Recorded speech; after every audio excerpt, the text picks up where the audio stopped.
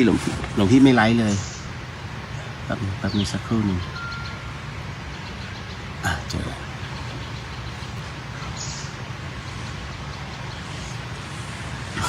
วันนี้หน้ากุฏิ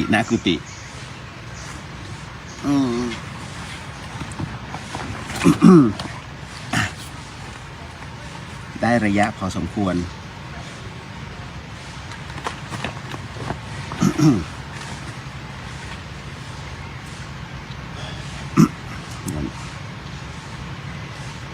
ก็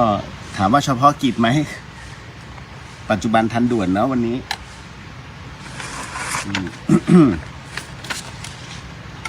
เหตุเพราะว่าหลวงพี่มีข่าวประชาสัมพันธ์ด้วยแล้วก็มีเรื่องจะขอบคุณหลายๆท่านด้วย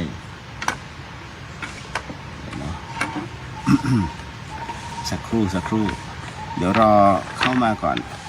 เพราะว่าหลวงพี่มีข่าวประชาสัมพันธ์ก็ตอนนี้เป็นเวลา5:02 นาทีก็ต้องบอกคุณโยมก่อนนะว่านี่เป็นการบันทึกเทปเพื่อที่จะไปออกอากาศวันนี้ซึ่งเป็นวันพระเขาเรียกเดือนมืดที่หลวงพี่จัดอยู่ตอนนี้ 16:08 นาทีก็เป็นช่วงเวลา 4 โมงเย็นเนาะกับเรื่องราวที่ผ่านมาเนี่ยหลวงพี่ไม่ได้พักเลยเหมือนจะได้พักแล้วก็มีภารกิจในเรื่องของงานคณะสงฆ์ด้วยแล้วก็โดนนิมนต์ด้วยโอ้หลายอย่างเดี๋ยวสักครู่หนึ่งเดี๋ยวรอหลวงพี่ขออนุญาต2 นาทีคุณบางฟังสถานีวิทยุ FM 104.50 เมกะเฮิรตซ์สถานีวิทยุพระพุทธศาสนาแห่งชาติและสังคมคลื่น 104.5 วัดฝายหินจังหวัดเชียงใหม่ที่คุณโยมกำลังฟังอยู่นี้เป็นรายการซึ่งเป็นรายการประจำแหละแต่ว่าเนื่องจากไม่ค่อยว่างมีภารกิจมากจริงๆก็ใช้คำว่ามากหลวงพี่ไม่มีโอกาสที่จะได้จัดรายการเลยเนาะท่านก็เลยเป็นเทปแล้วก็เป็นรายการธรรมะของรายการอื่นๆที่มาแทรกไปวันนี้เมื่อเช้าเรียนท่านไว้ว่าวันนี้ จัดสดนะอาจารย์แต่ว่าขอเป็นบันทึกเทปแหละเพราะว่าถ้าเป็นช่วงเวลานั้นคงยากหลวงพี่ออกตัวไว้ก่อนว่าการจัดรายการตรงนี้หน้ากุฏิด้านหลังคือกุฏิเนาะเป็นกุฏิพระกรรมฐานแล้วเรื่องราวหลอนๆเดี๋ยววันนี้มีแน่คือหลวงพี่ค้างเอาไว้ในสัปดาห์ที่แล้วรู้สึกมันไม่ลงใจแล้วจะเขียนยังไงให้คุณโยมได้เข้าใจก็พูดยากอาจจะมีเสียงรถลาวิ่งนะเพราะหลวงพี่จัดหน้ากุฏิเลยเพราะรถจะวิ่งผ่านก็จะมีโยมที่ท่านมาช่วยทำความสะอาดเรียกว่าปัดกวาดใจนะก็คือปัดกวาดวัดหลวงพี่ก็จะบอกเสมอว่าท่านใดที่รู้สึกว่าชีวิตมีปัญหาแล้วก็รู้สึกว่ามีความใจมันไม่นิ่งไม่มีสมาธิในการคิดงานขึ้นมาบนวัดฝายหิน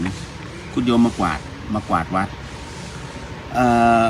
ความเชื่อของคนเราก็คือว่าการปัดกวาดอาจจะเป็นอะไรที่ช่วยให้ชำระล้างจิตใจแต่จริงหลวงพี่บอกว่าไม่ใช่คุณโยมอย่าไปคิดอย่างนั้น คุณโยมนั่นคือการทำประโยชน์ให้กับคณะสงฆ์และที่สำคัญก็คือว่าการปัดกวาดนั้นมันหมายถึงว่าเราทำบุญรวมไปถึงหลายๆสิ่งหลายๆอย่างเนาะที่เราทำนั่นคือว่าที่สำคัญคือการมีสมาธิเรามีสมาธิในเรื่องของการกวาดเนี่ยไอ้ตัวนี้มันจะเข้ามาทดแทนในขณะที่เรากวาดสายตาเราอยู่กับปลายไม้กวาดสายตาเราอยู่กับกองขยะสายตาเราอยู่กับเป้าหมายแล้วกวาดทุกอย่างเนี่ยมารวมกันแล้วก็ปัดไปค่อยๆปัดไปอย่างมีสมาธิคุณโยมเชื่อไหมว่าไอ้ตรงเนี้ยใจมันนิ่งแล้วมันเคลียร์ใจพอมันเคลียร์ใจเสร็จปุ๊บมันมีบางอย่างที่เกิดขึ้นเขาเรียกว่า ตัวปัญญาเกิดขึ้นทันทีอะไรก็ตามที่คุณโยมติดขัดมันเริ่มมาตอบเพราะอะไรเพราะว่าคุณโยมไม่ได้คิดอะไรปลายจิตคุณโยมไปอยู่กับปลายไม้กวาด แล้วก็อยู่กับพื้นที่อันกว้างแล้วจิตอันเป็นกุศลว่าเฮ้ยเรากำลังมากวาดวัดมันคิดอยู่แค่นี้พอคิดอยู่แค่เนี้ยไอ้ปัญหาที่คุณโยมกำลังจะต้องเคลียร์กับใครอีกหลายๆคนปัญหาออฟฟิศหรือว่านี่นู่นนั่นเนี่ยมันเริ่มผุดเข้ามามันเริ่มคิดได้ว่าเฮ้ยทำไมเราไม่ลองวิธีนี้เฮ้ยทำไมเราไม่ลองวิธีนี้คุณโยมใช่ไหมเนี่ยที่กำลังกวาดกันอยู่มีปัญหาเกือบทุกคนแต่ท้ายที่สุดเขาเคลียร์ใจได้หมดเลยมันเป็นเรื่องที่น่าแปลกแต่จริงๆแล้วมันไม่น่าแปลกคุณโยมมันเป็นเรื่องของสมาธิพลังแห่งปัญญา คราวนี้ที่หลวงพี่บอกว่าอาจจะมีเสียงบ้างเพราะว่าตรงเนี้ยข้างกุฏิหลวงพี่มันเป็นเส้นทางเขาเรียกว่าเดินเทรลเดินขึ้นไปบนวัดไฝจากวัดไฝหินเดินขึ้นไปบนวัดผาลาดแล้วก็สามารถขึ้นดอยสุเทพได้เป็นเส้นทางเดินเทรลอันดับหนึ่งของจังหวัดเชียงใหม่เพราะนั้นเนี่ยรถขึ้นไปแล้วเดี๋ยวก็ขึ้นไปอีกแล้วเนี่ยนี่คือสิ่งที่ต้องบอกก่อนว่าอันเนี้ยจัดกันแบบนี้เลยวันที่22 23 24หลวงพี่ขอเชิญชวนชาวเชียงใหม่แล้วก็พี่น้องกัลยาณมิตรในจังหวัดใกล้เคียงรวมถึงพระคุณเจ้าสหธรรมิกทั้งหลายเนื่องจากว่าทางวัดผาลาดนั้นต้องการฟื้นฟูประเพณีเตลขึ้นดอยหรือว่าเดินขึ้นดอยสุเทพเนาะนั่นคือว่าในวันมาฆบูชาวันที่24นี้ก็จะมีการอัญเชิญพระบรมสารีริกธาตุโดยขึ้นหลังช้างถ้าย้อนกลับไปเมื่อประมาณ80 กว่าปีที่ผ่านมาขออภัยตั้งแต่ต้องบอกว่า100 กว่าปีเนาะสมัยครูบาเจ้าศรีวิชัยท่านเรียกว่าจอบแรกที่เกิดขึ้นก็คือตรงเชิงดอยสุเทพทางด้านฝั่งวัดศรีโสดาชาวเชียงใหม่เรียกตีนดอย ก็จะเริ่มมาตั้งแต่ตีนดอยคราวนี้พระอาจารย์สง่าเนี่ยท่านก็เลยร่วมกับอบจ.ของจังหวัดเชียงใหม่แล้วก็ร่วมกับหลายหน่วยงานก็บอกว่างั้นมาฟื้นฟูบ้างดีกว่างั้นก็เอาวันมาฆบูชาเนี่ยเดินขึ้นดอยสุเทพคือไม่ใช้รถแต่เป็นการเดินด้วยมีขบวนช้างก่อนนะแต่คงไม่ลำหรอกหลวงพี่บอกถ้าอาจารย์เอานางลำมาด้วยเนี่ยก็ไม่รู้จะบอกยังไงแล้วคือลำ1 กิโลเนี่ยแล้วขึ้นเขาเนี่ยตาย นะเอาเป็นว่าถ้าลำเปิดข้างหน้าเนี่ยไม่มีปัญหาแต่พอเดินขบวนจริงๆจะมีช้างนำแล้วก็ขึ้นไปตอนนี้เขาก็ร่วมกันถักถางเป็นทางขึ้นและเป็นที่เรียบร้อยส่วนในวันพรุ่งนี้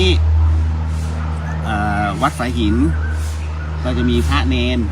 รวมไปถึงในส่วนของศรัทธาต่างๆเนี่ยเนาะเขาก็จะร่วมกันทำแนวกันไฟที่ตรงนี้ทางในส่วนของทางขึ้น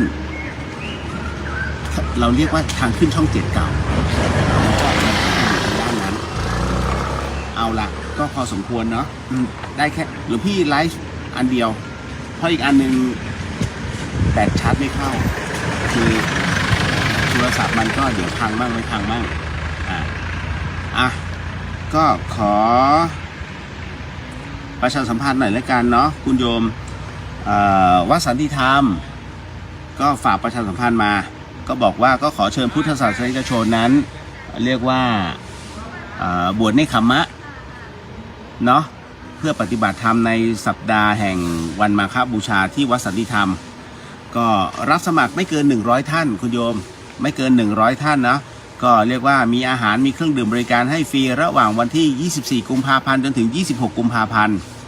ก็คุณโยมสอบถามได้ที่เดี๋ยวหลวงพี่จะบอกช้าๆบอกช้าๆนะ053-221-792อีกรอบนะ053-221-792และอีกเบอร์นะเป็นเบอร์มือถือ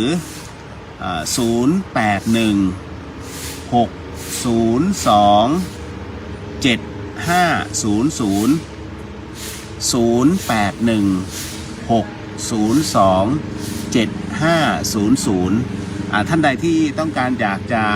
บวชเนคขมะในการปฏิบัติธรรมในวันที่24 ถึง 26ก็ ขอเชิญที่วัดสันติธรรมที่เรียกว่าในเมืองเชียงใหม่นั่นแหละแล้วก็เป็นวัดที่เรียกว่าพ่อแม่ครูบาอาจารย์นั้นท่านได้ก่อตั้งขึ้นรวมถึงหลวงปู่มั่นท่านก็เคยมาเขาเรียกว่าท่านมาอยู่พักชั่วคราวตรงเนี้ยตรงบ้านสันติธรรมเนี่ยก็คือตรงวัดสันติธรรมปัจจุบันเนี้ยคือเมื่อก่อนนี้ยังเป็นทุ่งอยู่เป็นทุ่งนาอยู่นั่นน่ะแล้วต่อมาก็มอบหมายให้หลวงปู่สิมพุทธจาโรนั้นได้เป็นเจ้าอาวาสที่วัดแห่งนี้เนาะตอนนี้แล้วก็มาเป็นพระอาจารย์ท่านหลวงปู่ทองอินซึ่งเป็นพระอุปชฌาย์หลวงพี่เนี่ยในครั้งแรกเลยนะท่านก็เป็นลำดับที่2แล้วก็มาเป็นพระหลวงพ่อศรีนวลนวิมาโลตอนนี้ก็เป็นเจ้าวาดรุ่นที่3รูปที่3ในปัจจุบันก็ขอเชิญเนาะที่วัดสันติธรรมเอาละต่อมาหลังจากนั้นวัดสันติธรรมเช่นกันวันที่1วันที่2มีนาคมนี้คุณโยมโอ้ตายแล้วหลวงพี่ไม่มั่นใจว่าจะอยู่ได้มาได้จริงหลวงพี่ต้นท่านนิมนต์แต่หลวงพี่มีงานศพที่กรุงเทพต้องบอกว่าวัดสันติธรรมนะครับท่านก็จัดงานฉลองสมโภชเนาะศาลาสันติธรรมานุสรณ์แล้วก็มีพิธีมหาพุทธาภิเษกสมเด็จคู่ชีวิตก็ในวันที่1วันที่2โดยกำหนดการวันที่1เนี่ยก็จะมีเป็นพิธีการบรรจุพระสารีริกธาตุตักบาตรทั่วไปที่สำคัญเนี่ยวันที่2คุณโยมพลาดไม่ได้วันที่2นี่ที่บอกคุณโยมพลาดไม่ได้เพราะว่ามีพ่อแม่ครูบาอาจารย์มาทั้งหมดด้วยกัน20กว่ารูปนั้นถ้าอยากจะไปใส่บาตรอยากจะไปกราบอีกกลุ่มพระสุปฏิปันโนหลวงพี่บอกให้รีบไปวันที่2มีนาคมนี้ที่วัดสันติธรรมเนาะก็จะมีหลวงปู่เจริญวัดถ้ำปากเปียงเป็นไงล่ะรูปแรกต่อมาก็จะมีหลวงปู่กวงเนาะจากวัดป่านาบุญมาหลวงครูบาอินสมวัดป่าสันติวัดป่าธรรมสันติต่อมาเป็นพระอาจารย์ประเสริฐก็วัดป่าเวรุวันอรัญญวาสีอยู่จากเคืองในเนาะอุบลราชธานีแล้วก็มาเป็นหลวงพ่อบัวลอยนี่วัดน้อยสิงห์บุรีหลวงพ่อไม่ธรรมดานะแต่ละรูปหลวงพี่จะบอกให้ท่านครูบาดวงจันทร์วัดมะกับตองหลวงพ่อทองแดงนี่อีก1รูปเนาะวัดดอยพระเจ้าตนหลวงจากแม่แตงหลวงพ่อทองแดงนี่ก็ถือว่าเนี่ยเป็นอีก1พระที่คุณโยมนั้นสามารถถามทุกอย่างกับท่านได้ท่านตอบได้หมดก็มาถึงพระครูโสพลกิติยาภรณ์หลวงพ่อเมธาวัดถ้ำผาป่องเนาะแล้วก็มาเป็นหลวงพ่อศรีนวลวัดสันติธรรมนั่นแหละพระเทพวชิรบดีวัดป่าดาราพิรมหลวงพ่อสุรศักดิ์วัดประดู่จากสมุทรสงครามหลวงพ่อสำราญวัดสง่างามหลวงพ่อเชื่อมวัดดงชพูพิจิตรโอ้โหแต่ละรูปคุณพาช่วยอันนี้ท่านเป็นสายวิทยาคมเป็นสายทั้งกสิณวิทยาคมรวมไปถึงอะไรล่ะจะเรียกว่าเป็นสายสมาธิด้วยทั้งนั้นเลยหลวงปู่บุญจันทร์วัดป่ากิวดูหลวงพ่อไพบูลย์วัดพิสารอรัญญาวาสหนองบัวลำพูพระครูบรมธรรมจารีวัดถ้ำพระแม่ฮ่องสอนแม่เสลียงเนาะโอ้โหแต่ละรูปคิดหนักแล้วหลวงพี่จะลงเทพดีไหมเนี่ยหลวงพี่ต้นท่านนิมนต์ไว้ด้วยไงหลวงพ่อฉลองวัดป่าสันติวัฒนาหล่มสักเพชรบูรณ์หลวงพ่อทองพูนวัดป่าภูกระแตครูบากิษดาเนาะวัดสันพระเจ้าแดงพระครูประหลัดสุวัฒนบวรคุณเนาะก็จตุรัสวัดป่าฉับพันธรังสีแล้วก็รูปสุดท้ายหลวงพ่อสุริยันวัดพุทธวนารามนะอยู่ที่มหาสารคามแต่ละรูปน่าไปเนาะเอาก็ขอเชิญมาที่1-2มีนาคมที่วัดสันติธรรมในจังหวัดเชียงใหม่คุณโยมไม่ค่อยจะมีหรอกเรื่องราวที่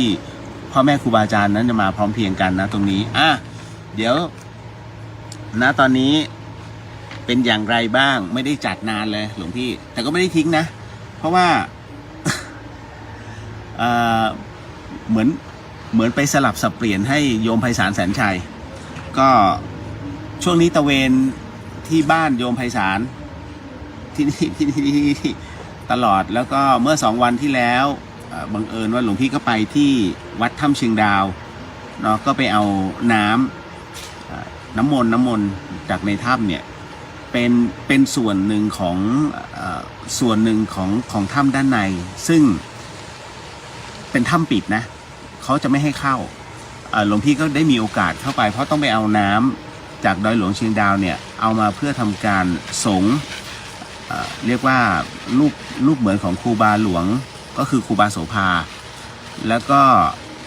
มีพระบรมสารีริกธาตุขององค์พระสัมมาสัมพุทธเจ้าในวันที่21 เมษายนต้องบอกก่อนว่าวันที่21 เมษายนเนี่ยของวัดฝายหินเราเนี่ยจะมีก็เรียกว่าปอยหลวงแล้วกันเนาะจริงๆแล้วเป็นการสมโภชและสมโภชทีเดียวคือเราจะไม่เอาง่ายๆวัดฝายหินไม่มีปัจจัยเพียงพอที่จะทำพิธีการอะไรใหญ่โตเพราะว่าเราอยู่กันแบบถ้าจะบอกว่าอารัญญวาสีมันก็ใช่แต่เขาตีเป็นคามวาสีเพราะมันเป็นป่าที่คุณโยมเห็นเนี่ยข้างหลังเป็นป่าทั้งหมดเนาะก็เลยต้องบอกไว้ก่อนว่าในจุดตรงเนี้ยทำเท่าที่ทำได้เพราะฉะนั้นก็จะมีการสมโภชแล้วก็เขาทำพิธีเบิกเนตรพระพุทธรูปทั้งหมดด้วยกันเนี่ย10ถ้านับแล้วจะมีด้วยกัน15 องค์นั่นคือรวมไปถึงพระแก้วที่คุณโยมนั้นจะนำมาถวายด้วยเป็นหินจูเจียเป็นหินที่ใสบริสุทธิ์ 99.99% ถ้าคุณโยมเห็นคุณโยมนี่คือหินหรือเนาะเพราะว่ามันมีความใสเรียกว่าไม่มีที่ติคุณโยมเหมือนแก้วเอามาเป่าเป็นทรงเป็นทรงพระแล้วก็แกะอย่างดีเพราะฉะนั้นเนี่ยก็เลยบอกว่าวันที่21นี้ก็ขอเชิญจริงๆจะมีตั้งแต่คืนวันที่20เมษายนวันที่20นั้นก็เราก็จะเริ่มประมาณตั้งแต่6 โมงเย็นเป็นต้นไปแล้วจากนั้นเนี่ยจะมีพ่อแม่ครูบาอาจารย์เนี่ยจะมาเริ่มสวดกันแล้วก็อธิษฐานจิตกันจนถึงช่วงเวลา3 ทุ่มหลวงพี่จะพยายามจะให้เอาหนังกลางแปลงมาฉาย เป็นการสลับสับเปลี่ยนแล้วจะไปเริ่มอีกทีประมาณตี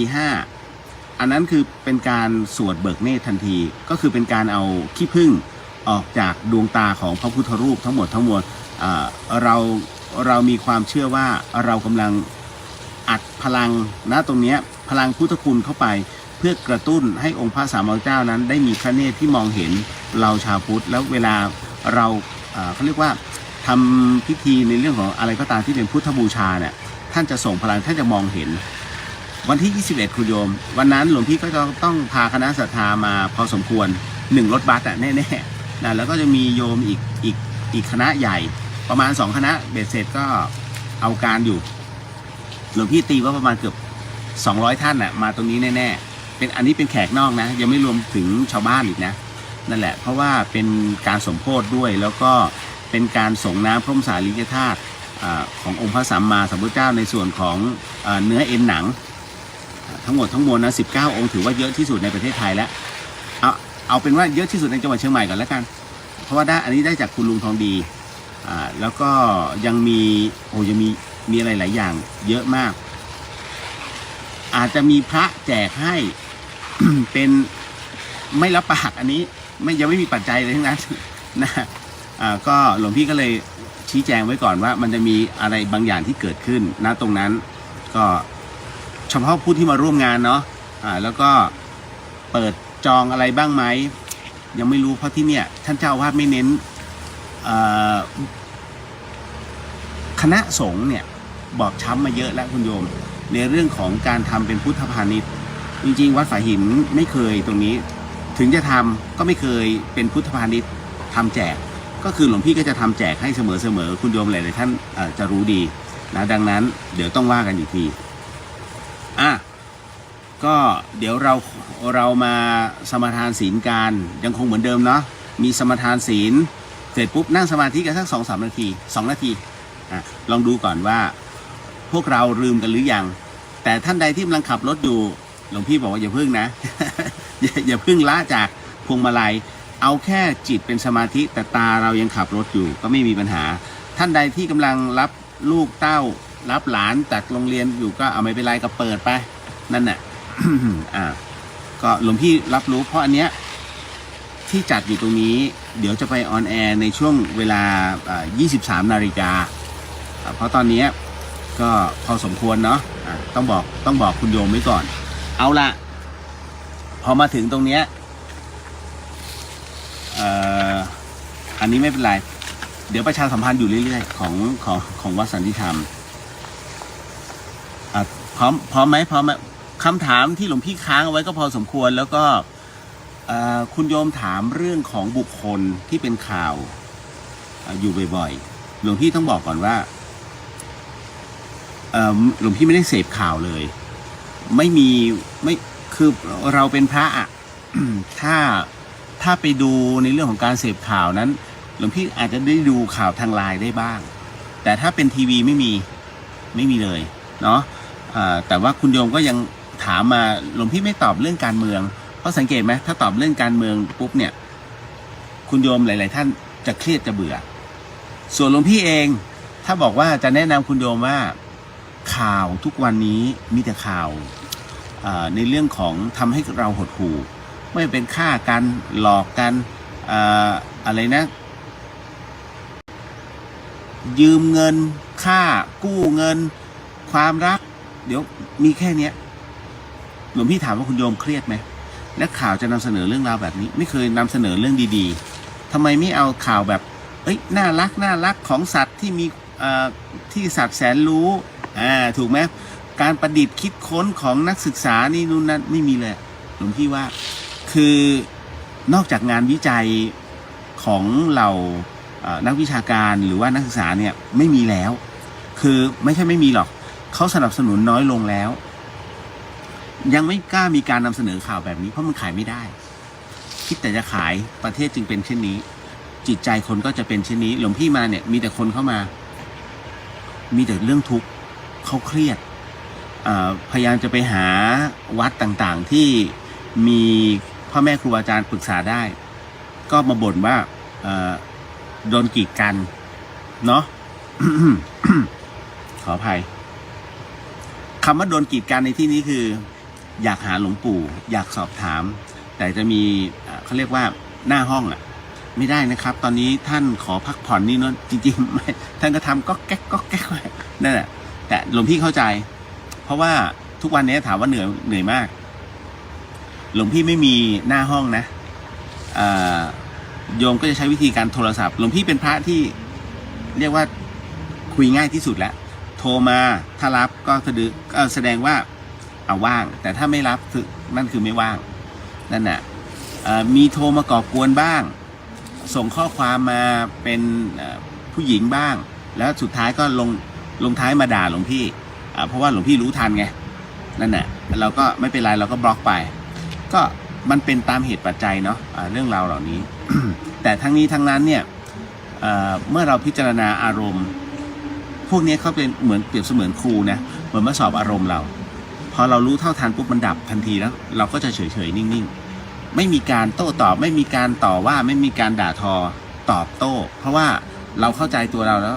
ตอบไปก็แค่นั้นเราไม่รู้หรอกว่าอะไรเพราะถ้าเขาทำตรงนี้กับเราได้แสดงว่าเขาทำกับคนอื่นมาเยอะแล้วจนเป็นเรื่องชาชินของเขาก็เหมือนกับคนที่เรียกว่าอะไรนะท่านเคยเห็นคนที่ชอบนินทาคนไหมในออฟฟิศแต่ละออฟฟิศเนี่ยหรือในหมู่บ้านแต่ละหมู่บ้านหรือในทุกที่แล้วกันจะมีไม่กี่คนหรอกที่ชอบนินทาคนแล้วบางทีพวกเขาก็นินทากันเองถูกไหมอันเนี้ยเวลาเขาพูดความจริงไม่มีใครเชื่อแต่เวลาพอนินทาปุ๊บเนี่ยมันแปลกคนนู้นคนนี้จะเชื่อเขานั่นคือตัวกรรมที่เขาก่อจนกระทั่งบางครั้งเขาพูดโกหกให้เป็นจริงแต่เขาพูดความจริงให้เป็นเรื่องโกหกมันจึงกลายเป็นเรื่องที่น่าหดหู่มากท้ายที่สุดแล้วคนเหล่านี้เขาคิดว่าการพูดของเขาเป็นเรื่องปกติเป็นเรื่องธรรมดาไปแล้วแม้จะพูดไปกระทบคนนู้นคนนี้ มันก็กลายเป็นเรื่องธรรมดาสำหรับเขาแต่คนที่ฟังเนี่ยเฮ้ยมีความสนุกอ๋อจริงเหรอนี่นู่นนั่นเห็นไหมทำไมเราจึงเชื่อเขาทั้งที่รู้ว่าบางทีเขาเป็นผู้ที่เขาเรียกว่าชอบติฉินนินทานั่นเขาเรียกว่าเป็นเพราะว่าบุพกรรมมันพาไปแล้วสิ่งที่เขาพูดขึ้นมาเนี่ยมันเป็นเฮ้ยมันมีน้ำหนักแต่น้ำหนักตรงไหนเราก็ไม่รู้ถูกไหมเราก็ไม่ได้อยู่ตรงนั้นกับเขาแหมแต่พูดน้ำเสียงมีน้ำหนักเหลือเกินเนี่ยเขาเรียกว่าสภาวะอารมณ์แห่งกรรมมันพาไปเพราะฉะนั้นนี่คือในเรื่องของวจีกรรมที่เกิดขึ้นพอเสร็จปุ๊บมโนกรรมตามมาก็เราคิดตามไงพอคิดตามอ๋อมันต้องชั่วแน่ๆเพราะฉะนั้นเวลาเราเจอหน้าไอ้คนนี้โอ้วันนั้นยายคนนี้บอกว่าไอ้นี่มันเลวนี่หว่าทั้งที่เขาไม่ได้ทำเลยถูกไหมเราก็เชิดหน้าใส่นี่กลายเป็นกายกรรมทันทีครบเลยคราวนี้ตัวกรรมบุพกรรมมาครบเลยกายกรรมวจีกรรมมโนกรรมเพราะฉะนั้นสิ่งที่หลวงพี่พูดเนี่ยมันเป็นผลกระทบผลพวงมันจะสลับกันไอ้ตัวพวกนี้มันจะสลับกันให้เราก่อเหตุทั้งหมดแล้วก็จะมีผลกับตัวเราปัจจุบันมีการแอนตี้เรื่องของกฎแห่งกรรมมีการแอนตี้แล้วก็พูดว่าโอ้เป็นเรื่องไร้สาระนั่นแหละแล้วก็มีการพูดถึงพระเป็นตัวอันตรายอันดับ2ถูกไหมอารมณ์ว่าไปที่ไหนกูต้องเสียเงินหลวงพี่ถึงได้บอกว่าคนที่จดจำเรื่องราวเหล่านี้มันโดนปลูกฝังมาจากในสิ่งที่การพบเจอการพบเห็นหรือการที่เป็นการบอกบุญพร่ำเพรื่อจนเคยชินคุณโยมต้องมาวัดฝายหินหลวงพี่จะบอกว่าคุณโยมไม่จำเป็นต้องใส่ซองนะหลวงพี่พูดเสมอกวาดลานวัดก็เป็นบุญเป็นทานคือในเรื่องของรอยยิ้มความหวังดีคำพูดที่เราตักเตือนแล้วก็เหมือนกับว่าชักชวนให้มาฟังธรรมที่นู่นที่นี่ชักชวนให้คนทำความดีหรือคุณโยมเองไปบริจาคเลือดถือว่าเป็นทานเป็นความดีเนี่ยคือบุญหลวงพี่ถามเสียเงินตรงไหนเราโมแต่ไปจดจำในเรื่องของทานที่จำเป็นจะต้องไปเสียปัจจัยไม่จำเป็นอย่างหลวงพี่เนี่ยถ้าจะต้องสร้างบางอย่างบางสิ่งบางอย่างหลวงพี่ก็จะบอกไงถูกไหมหลวงพี่ก็จะบอกว่าเนี่ย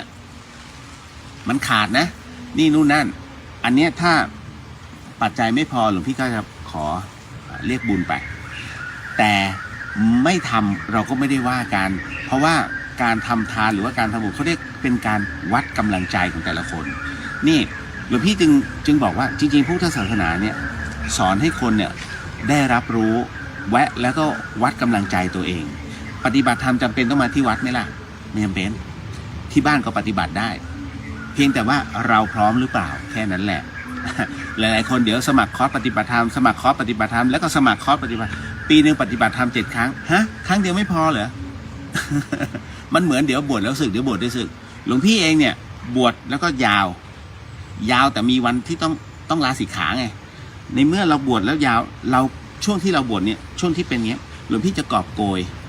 ในสิ่งที่เรียกว่าเราต้องการศึกษาเราต้องการรับรู้สภาวะของเรารับรู้ว่าตัวเราได้รับธรรมะมากน้อยแค่ไหนเราได้ปฏิบัติแล้วมากน้อยแค่ไหนพอเราได้รับรู้ในระดับหนึ่งแล้ว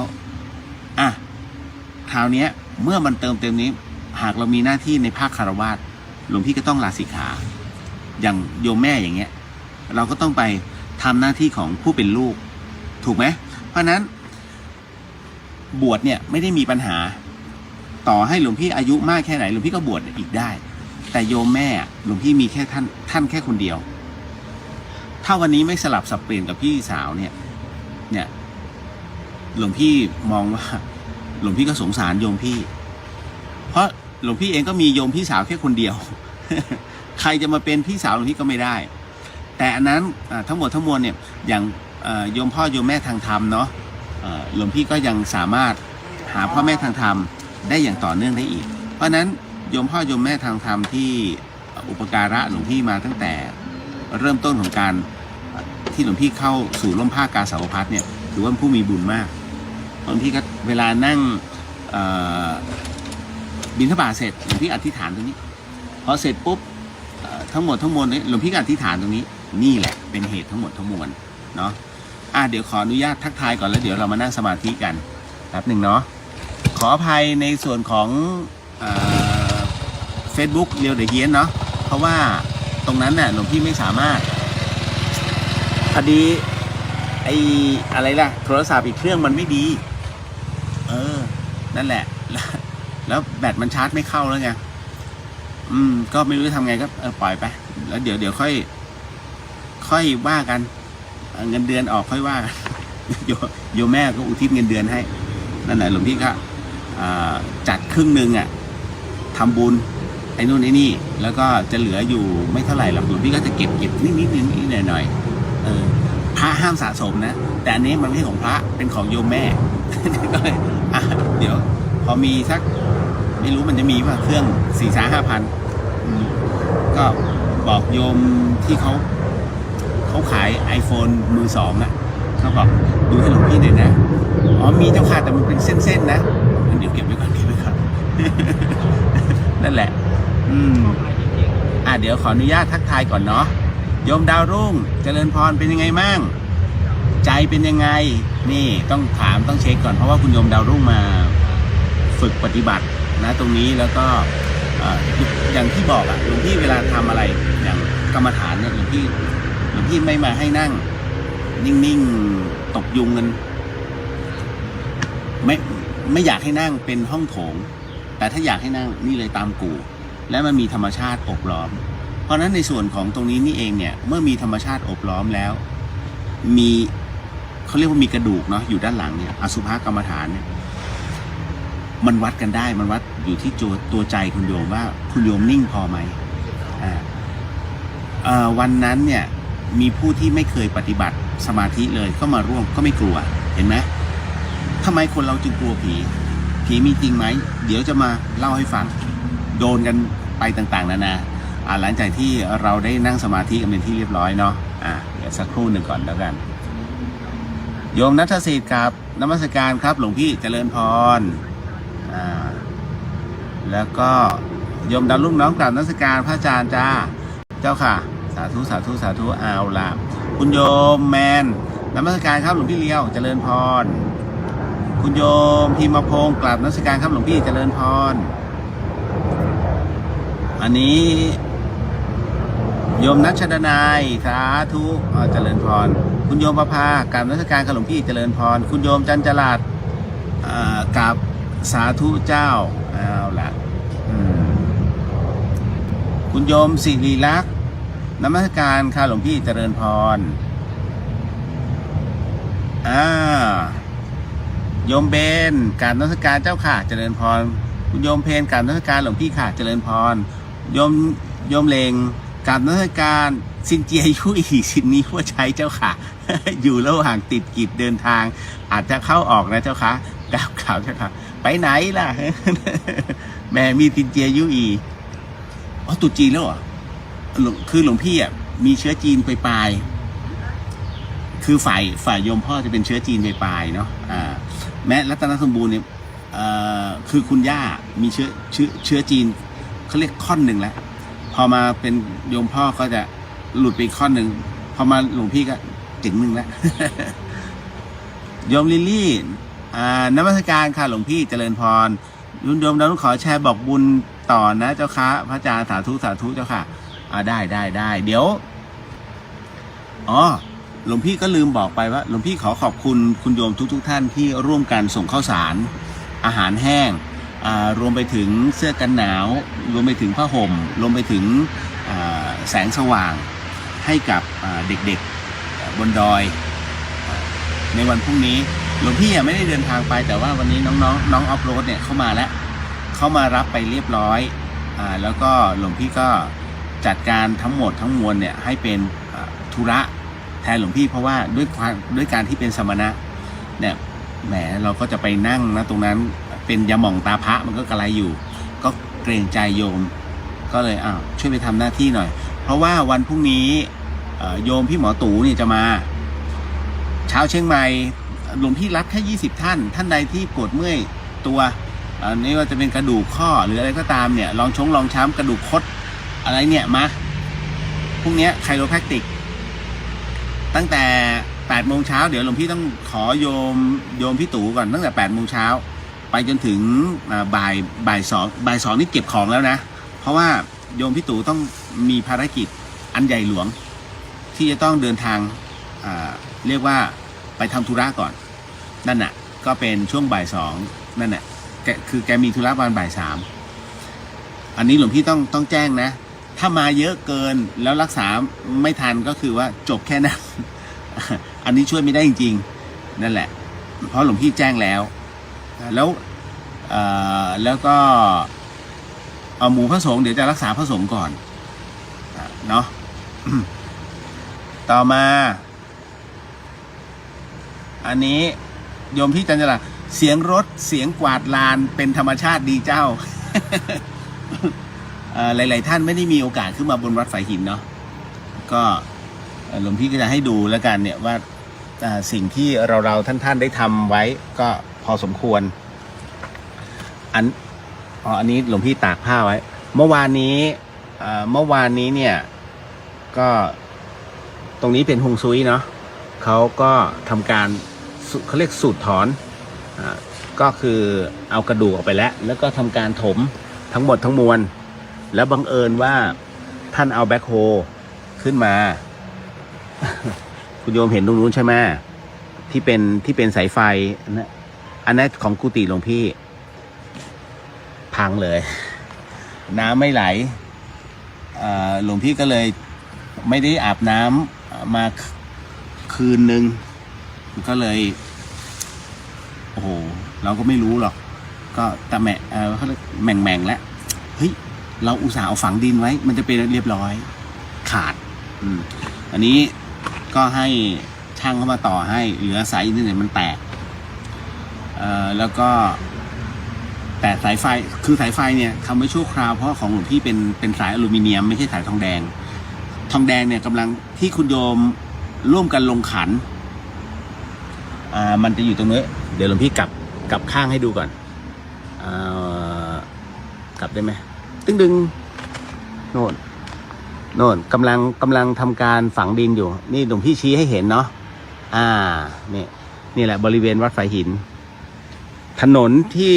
เราท่านได้ร่วมกันนี่ตรงนี้อันนี้ไฟที่คุณโยมนี่แสงสว่างนี่จัดการให้ทั้งหมดเนี่ยตรงนี้ที่หลวงพี่บอกเป็นเส้นทางเดินเทรลเขาจะมาตรงนี้เรื่อยโอ้เหมือนนำทัวร์วัดเนาะเนี่ยนี่ก็คือสุดลูกหูลูกตาที่ถมนี่เป็นการปรับภูมิทัศน์ตรงนั้นก็กุฏิกรรมฐานคุณโยมจำให้ดีนะตรงเนี้ยจำให้ดีแล้วก็อันนี้เป็นกุฏิหลวงพี่เนาะจากนั้นให้ดูเรื่อยตรงเนี้ยที่หลวงพี่บอกว่าอันนี้ก็จะเป็นในส่วนของมีเพื่อนอยู่หลายท่านอยู่นี่ก็อยู่ตรงนี้อันนี้คือในส่วนของวัดฝายหินก็จะมีกู่ทั้งหมดอันนี้ก็คือสายสิญจน์ที่โยงไว้เห็นแล้วเนาะ เอาล่ะเพราะฉะนั้นณตอนนี้หลายท่านก็ได้เห็นแล้วกลับมาที่เดิม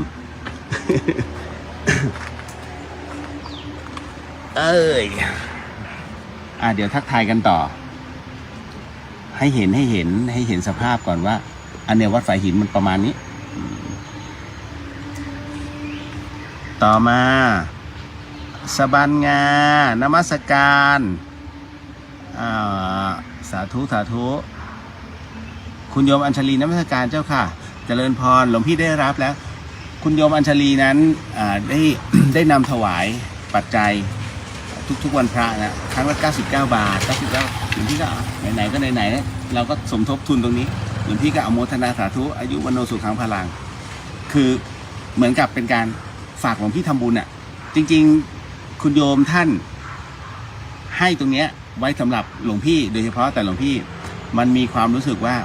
ความตั้งใจของคุณโยมเนี่ยนอกจากถวายหลวงพี่แล้วแปลเป็นบุญดีกว่าหลวงพี่ก็เลยจัดตรงนี้ให้ก็จะเป็นอย่างนี้ก็คือส่งต่อแค่นั้นเนาะต่อมาโยม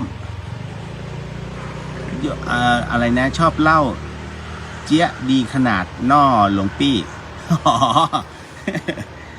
เจ้าเอกอันนี้สละโสดแล้วเนาะกลับย่างกับอะไรนะนอร์เวย์ใช่ไหมหรือฟินแลนด์ ต่อมาโยมพี่อุทิศน้อมกราบนมัสการพระอาจารย์เจ้าค่ะเจริญพรต่อมาเป็นโยมนัดนมัสการค่ะเจริญพรต่อมาถึงคุณโยมจัญญาน้อมกราบนมัสการหลวงพี่ค่ะเจริญพรเอาเสือขาวน้องบ่าวโยมน้องบ่าวเจริญพรมาถึงโยมสาวินีเจริญพรมาถึงโยมพี่จะเป็นเช่นนั้นเองเจ้าความจำดีมากที่เห็นแล้วนำมาเล่าต่อบอกต่อของหลายๆคนโยมดาวรุ่งเจริญพรโยมพี่ปนัดดาเจริญพรโยมใจดีเจ้าค่ะมีสติกับตัวเองได้ดีเจ้าค่ะดีมากต้าว่าไปอยู่ที่ไหนครับหลวงพี่ก็อยู่ในบนวัดสายหินเนี่ยต้า คุณโยมพิมพ์ว่าผมมีแต่หลวงพี่น่ะที่อ่านชื่อผมถูกส่วนใหญ่เขาจะอ่านพิมพงษ์โยมภวิกรกราบนมัสการเจ้าข่าเจริญพรคุณโยมเทพรัตน์กราบนมัสการเจ้าข่าเจริญพรคุณโยมพรกมลกราบนมัสการหลวงพี่เจ้าค่ะโยมพี่หมอตู่บอกนมัสการหลวงเลียวครับถึงเชียงใหม่แล้วเจ้าอยู่ตรงไหนแหละขึ้นมาบนรถไฟหินกันแหละมาดูสถานที่กันมาช่วยกันขนเตียงหน่อย พรุ่งนี้ท่านใดที่อยากจะมาทำไคโรแพคติกกับโยมพี่หมอตู่ก็เชิญเนอะได้ เดี๋ยวหลวงพี่จะเล่าเนี่ยเป็นเรื่องราวที่เกิดขึ้นบนวัดฝายหินมีทั้งที่มารอใส่บาตรแล้วหายไปกับที่นอนแล้วนอนไม่ได้ โอ้ยเดี๋ยวเล่าให้ฟังเดี๋ยวตอนนี้ขออนุญาตให้ทุกท่านนั้นเรามาร่วมการรักษาศีลกันก่อนเนาะประชาสัมพันธ์ด้วยเดี๋ยววันนี้ของสัปดาห์หน้าตอนเช้า8 โมงเช้าท่านใดที่อยู่แถวกรุงเทพเนาะแถวช่อง3อาคารมารีนนท์ก็ขอเชิญแล้วกันเพราะว่าหลวงพี่จะไปพอดีเขาเชิญไปทำอโหสิกรรมนั่นแหละแต่เขาใช้คำว่าไปอะไรวะเดี๋ยวก่อนหลวงพี่จำไม่ได้ตอนแรกจะบอกว่าใช้คำว่าตัดกรรมหรือที่แบบกรรมมันตัดไม่ได้ไปทำอย่างนั้นไม่ได้เดี๋ยวหลวงพี่ก็ต้องพูดก่อนแต่เขาให้เวลาแค่ครึ่งชั่วโมงเดี๋ยวก็ต้องคุยกันอีกว่าเฮ้ยอโหสิกรรมเนี่ยเอากันเต็มที่มัน1 ชั่วโมงถ้าครึ่งชั่วโมงยังไงเหรอหลวงพี่ต้องรีบมันแค่พูดแต่มันไม่ได้ใช้ตัวจิตในการส่งกำลังหลวงพี่ไม่ชอบทำอะไรลวกๆเพราะเวลาอโหสิกรรมเนี่ยมันต้องเมตตาถ้ามันเมตตาต้องเมตตาพร้อมๆกันทั้งหมดแล้วแต่ว่าวันที่24บนวัดฝายหินนั่นแน่นอนก็คือเป็นพิธีอโหสิกรรมอันนี้คือพิธีจริงๆนะเพราะว่ามันจะเป็นหลวงพี่ไม่รู้หรอกว่าหลวงพี่จะอยู่ในผ้าเหลืองเนี่ยได้อีก1 พรรษาไหมแต่ที่รู้ก็คือว่ามันจะครบ3 วันพอดีวิสาขะอาสาหะแล้วก็มาฆบูชาดังนั้นนะตรงนี้ถึงได้บอกว่าหลวงพี่ตั้งใจเต็มที่ในเรื่องของในเรื่องของเรียกว่าก็สงเคราะห์ทุกท่านบนวัดฝายหินในวันที่24เริ่ม 18 นาฬิกาต่อถ้าพร้อมแล้วเดี๋ยวก็เรามาสมาทานศีลพร้อมๆกันเนาะ พร้อมปะคุณโยมพี่จะขบวนช้างขึ้นดอยวันมาฆะเวลากลางวันหรือกลางคืนเจ้ากลางวันเหมือนกับเป็นตอนเช้านะถ้าหลวงพี่จำไม่ผิดอาจารย์สง่าบอกจะมาตั้งขบวนที่วัดฝายหินเนี่ยตอนเช้าแล้วก็เดินขึ้นเป็นขบวนกันไปแต่ช่วงค่ำบนวัดฝายหินของเราเนี่ย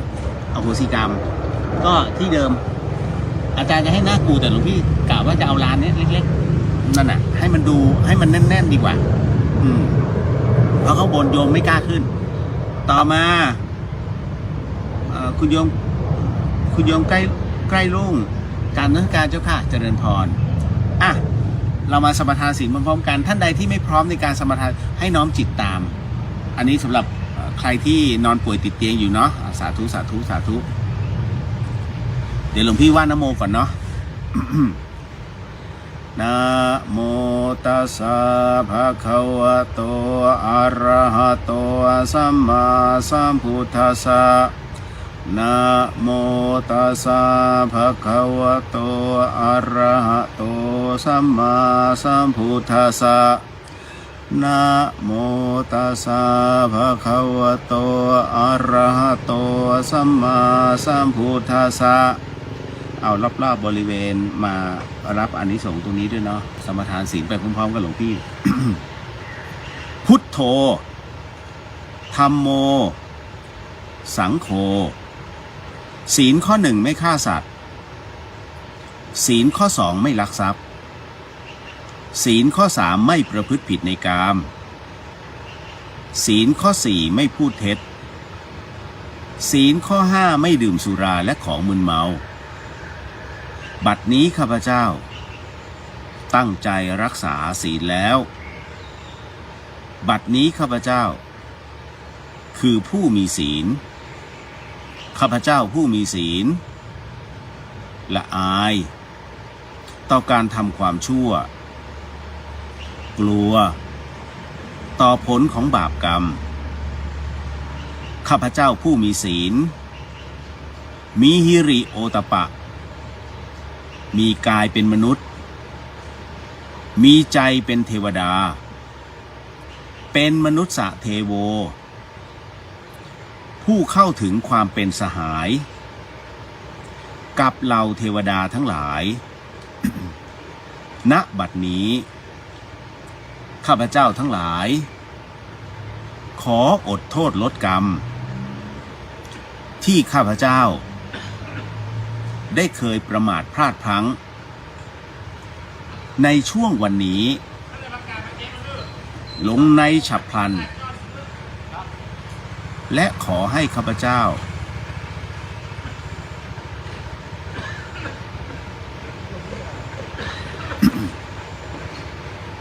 ที่ประมาทพลาดพลั้ง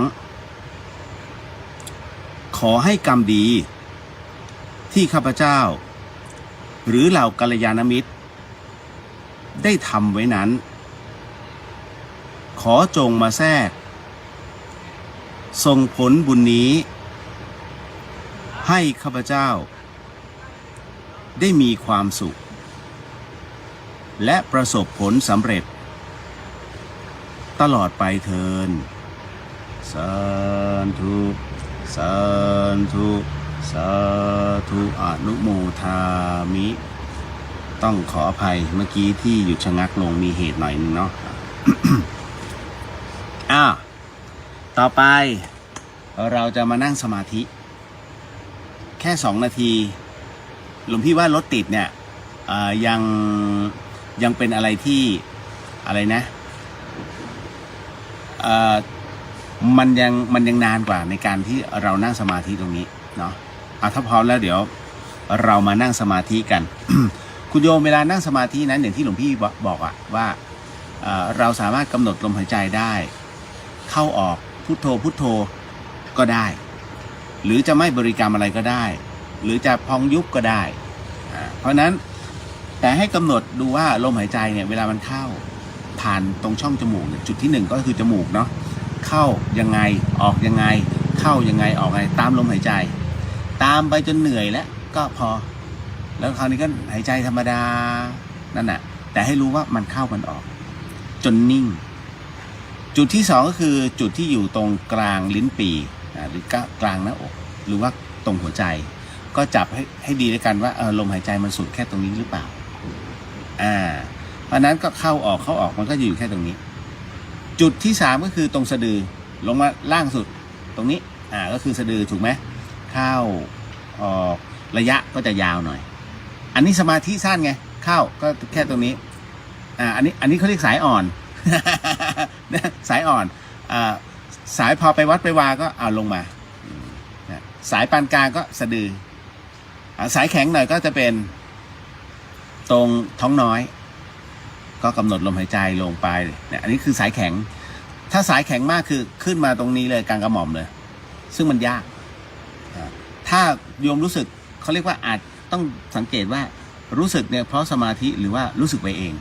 คือกำหนดเฮ้ยกูต้องขึ้นเพราะท่านบอกเฮ้ยแข็งเป๊กเลย นั่นคือนะเพราะแต่หลวงพี่แนะนำนะให้ไปตรงสายแข็งก็คือตรงท้องน้อย อันนี้เขาเรียกว่ามันจะนิ่งแล้วนิ่งลึกเนาะอ่ะถ้าพร้อมแล้วเดี๋ยวเนาะเรามานั่งพร้อมกัน2 นาทีค่อยๆหลับตาเอาเวลานั่งก็อยู่ในท่าที่เรียกว่าเราสามารถไม่ทรมานตนสามารถกำหนดตัวเองได้เนาะ หลวงพี่เองก็อยากให้หลายๆท่านนั้นได้วางจิตแล้วว่าพักใจลงชั่วคราวความวุ่นวายต่างๆขอให้วางแล้วก็สลัดมันทิ้งไปให้เราอยู่กับตัวเราให้เราอยู่กับความเป็นไปของตัวเราให้เรามีสมาธิเมื่อเรามีสมาธิแล้วอย่าลืมว่าตัวปัญญาจะเกิดปัญญาจะเกิดได้เพราะว่าเรานั้นเจริญสติเนาะเพราะฉะนั้นตัวสตินั้นเป็นตัวที่สำคัญที่เป็นตัวเขาเรียกว่าเป็นบ่อเกิดแห่งปัญญา เป็นพุทธปัญญาอย่างหนึ่งที่เกิดขึ้นเองตามธรรมชาติองค์พระสัมมาสัมพุทธเจ้านั้นท่านมักจะประทานในเรื่องของปัญญาให้กับเหล่าพุทธสาวกซึ่งท่านจะคัดกรองความสามารถของพุทธสาวกเนี่ยพระอสีติมหาสาวกนั้นตามปัญญาของแต่ละท่านตามสันดานวาสนาของแต่ละท่านเพราะนั้นความเอกอุของพระอสีติทั้ง80รูปนั้นจึงต่างกันไปนี่กระบวนการในการสร้างปัญญาจริงๆแล้วคือสมาธิเมื่อจิตนิ่งทุกอย่างนิ่งกายนิ่งเราวางทั้งหมดลงไปให้เกิดสุญญตาแห่งสมาธิเมื่อสุญญตาสมาธิเกิดขึ้นเขาเรียกว่าช่องว่างตรงนี้ทำให้ร่างกายของเรานั้นผ่อนคลายเมื่อผ่อนคลายลงแล้วเมื่อเราสามารถที่จะควบคุมความเป็นสุญญตาได้เมื่อนั้นตัวปัญญาจะเกิดขึ้นเอาละคุณโยมก็2 นาทีพอสมควรเนาะค่อยๆถอนสมาธินั่นคือค่อยๆขยับตัวก่อนค่อยๆขยับตัวแล้วจากนั้นก็ค่อยๆลืมตาปล่อยตัวตามสบายทำไมหลวงพี่ต้องให้ขยับตัวก่อนเพราะบางท่านนั่งเก่งมากคือคนที่ฝึกสมาธิเนี่ยนะคุณโยมมันจะมีอย่างนึงคือเวลานั่งสมาธิบอกนั่งสมาธิปุ๊บเขาหลับปุ๊บขึ้นทันทีมันนิ่งทันทีเพราะนั่นคือฝึกทุกวันฝึกจนเคยชินฝึกแล้วหลับตาปุ๊บสภาวะความว่างเกิดขึ้นทันทีเพราะฉะนั้นจะใช้พวกนี้ประเภทพวกจอมหยุดคุณโยมจะเห็นไหมว่าบางทีพวกจับยาม3 ตาพวกที่เป็นนักพยากรณ์เก่งๆรวมไปถึงผู้ที่เรียกว่าพร้อมใช้พวกที่เรียนวิทยาคมเยอะๆพวกนี้จะด่านแรกคือต้องนั่งสมาธิให้นิ่งต้องนิ่งจริงๆนะคุณโยมเรียกว่าหลับแค่ช่วงวินาทีปุ๊บจิตว่างทันทีเพื่อที่จะบริกรรมได้แค่นั้นเลยเนาะก็หลายๆท่านรับรู้รับสัมผัสได้เนาะรับพรก็ที่อยู่บริเวณสุสานทั้งหมดทั้งมวลของหลวงพี่บริเวณวัดฝายหินบริเวณด้านนอกก็รับพรทั้งหมดทั้งมวลด้วยเช่นกันเนาะ ไม่ต้องเขาเรียกกรวดแห้งเอาใจกรวดน้ำไปก่อนให้กับบุคคลอันเป็นที่รักของเราไม่ว่าจะเป็นทั้งคนเป็นหรือว่าผู้ล่วงลับไปแล้วผู้วายชนรวมไปถึงเทพเทวดาอย่าลืมเขาแล้วก็ที่สุดก็คือเหล่าสัมภเวสีที่เขาเองก็ต้องการ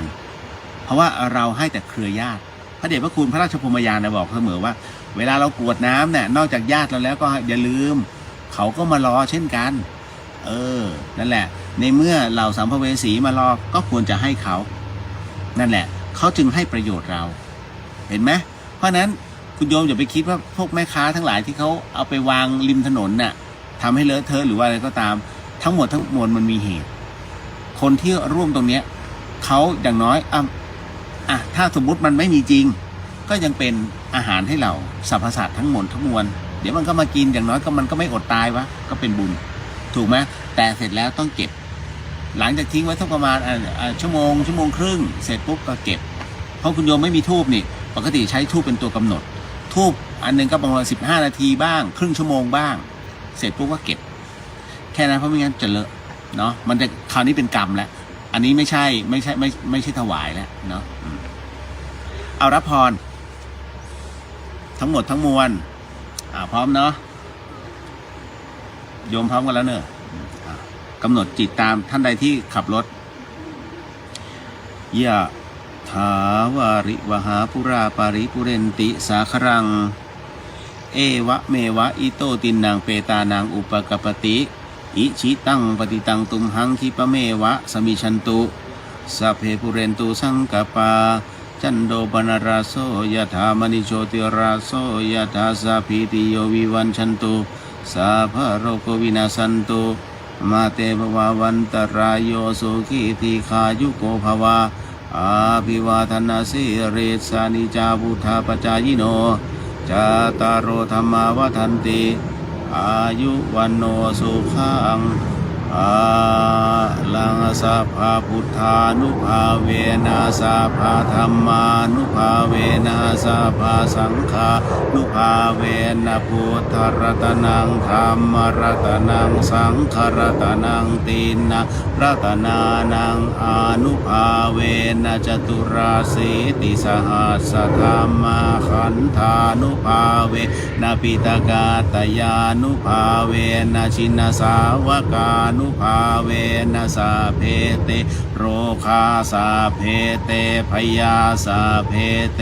อันตรายาสาเพเตอุปาทวาสาเพเตดุลนิมิตาสาเพเตอวมังคลาวินาสันตุอายุวะทะโกธนวาทะโกสิริวาทะโกยสวาทะโกภลาวะทะโกวันนาวาทะโกสุขวาทะโกโหตุสัพพทาทุกขโรกาพยาเวราโสกาสาตุจุปัทวาอเนกาอันตรายาปิวินาสันตุจเตชะสาชยสิทิธนังลาพังโสธีภาคยังสุขังพลังสิริอายุจวันโนจะโพคังวุทิยจยสาวะสัตวัสสาจะอายุจะชีวสิทธิภวันตุเตภวตุสาพมังครังราขันตุสาภเทวตาสาภพุทธานุภาเวนัสทาโสเทภวันตุเตภวตุสาพมังครังราขันตุสาภเทวตาสาภธรรมานุภาเวนัสทาโสเทภวันตุเตภวตุสาพมังครังราขันตุสาภเทวตาสาภสังฆานุภาเวนัสทาโสเทภวันตุเตสาธุสาธุสาธุอ้าวโมทนาสาธุกับทุกท่านเด้อก็ทั้งหมดทั้งมวลเป็นเหตุปัจจัยเดี๋ยวก็อย่าลืมแล้วกันวันที่16ที่อาคารมารีนนท์เจอกัน 8 โมงเช้าคุณโยมหลวงพี่น่าจะขึ้นจริงๆน่าจะ8 โมงครึ่งจนถึง9 โมงแล้วจากนั้นก็ต้องรีบเดินทางเดี๋ยวตกเครื่อง เพราะหลวงพี่ต้องบินไปขอนแก่นต่อไปอีสานแล้วก็กว่าจะกลับมาถึงกรุงเทพก็ประมาณวันที่20หยุดพักทำงานนิดนึงขอไปปรนนิบัติโยมแม่ไม่20ก็21เนี่ยแต่ต้องเข้าบ้านคิดถึง ก็ไม่รู้เหมือนกันว่าจะโยมแม่จะเอื้อนเอ่ยอะไรต่อสำหรับผู้ป่วยอัลไซเมอร์เนาะก็ต้องบอกนิดนึงแล้วก็เดินทางกลับถึงจังหวัดเชียงใหม่น่าจะเป็นเช้าวันที่22เช้าวันที่22หลวงพี่ก็จะมีเวลา23พอดีงานแล้วก็23 24ก็พอดีนี่อุ้ยงานเต็มเลย แต่หลวงพี่จะพยายามจะให้สามเณรผู้คุมรีบจบให้เร็วที่สุดเนี่ยเดี๋ยวจริงๆสัปดาห์หน้าจะไม่รับนิมนต์โยมแล้วหมายถึงว่าช่วงเวลา3 วันก่อนจะเดินทางหลวงพี่ไม่รับนิมนต์ขอทำงานทั้งวันทั้งคืนเพราะไม่งั้นไม่เสร็จแน่ๆโอ้คือหลวงพี่เข้าใจแล้วว่าอันนี้ยังไม่ใช่หลวงพี่ไม่ใช่เป็นพระเกจินะแต่คิวมันปุ๊บก็ไม่ใช่หลวงพี่รูปเดียวพระทั้งวัดนั่นแหละโดนนิมนต์แต่ละที่ต่างกันคือท่านก็มีศาสนกิจหลวงพี่เองก็มีหน้าที่ที่จะต้องทำพอสมควรก็เดี๋ยวหลายอันเดี๋ยวตอนท้ายหลวงพี่จะพาไปดูว่าได้รับเป้าหมายมาอีกอันหนึ่งก็คือเป็นการบูรณะบุญสุดท้ายนอกจากถนนชุดนี้แล้วเดี๋ยวนะเมื่อกี้ลืมให้ดูถนนชุดนี้ตึ้งอันนี้คุณโยมเห็นอยู่ช่วงนี้แหละจากนี้ไปถึงนี้ประมาณเท่าไหร่เนี่ยน่าจะ30 เมตรมั้งอันนี้ก็ต้องใช้ปูนอีกประมาณ36ประมาณ8 คิวอ๋อข้างในอีกที่ท่านจะถม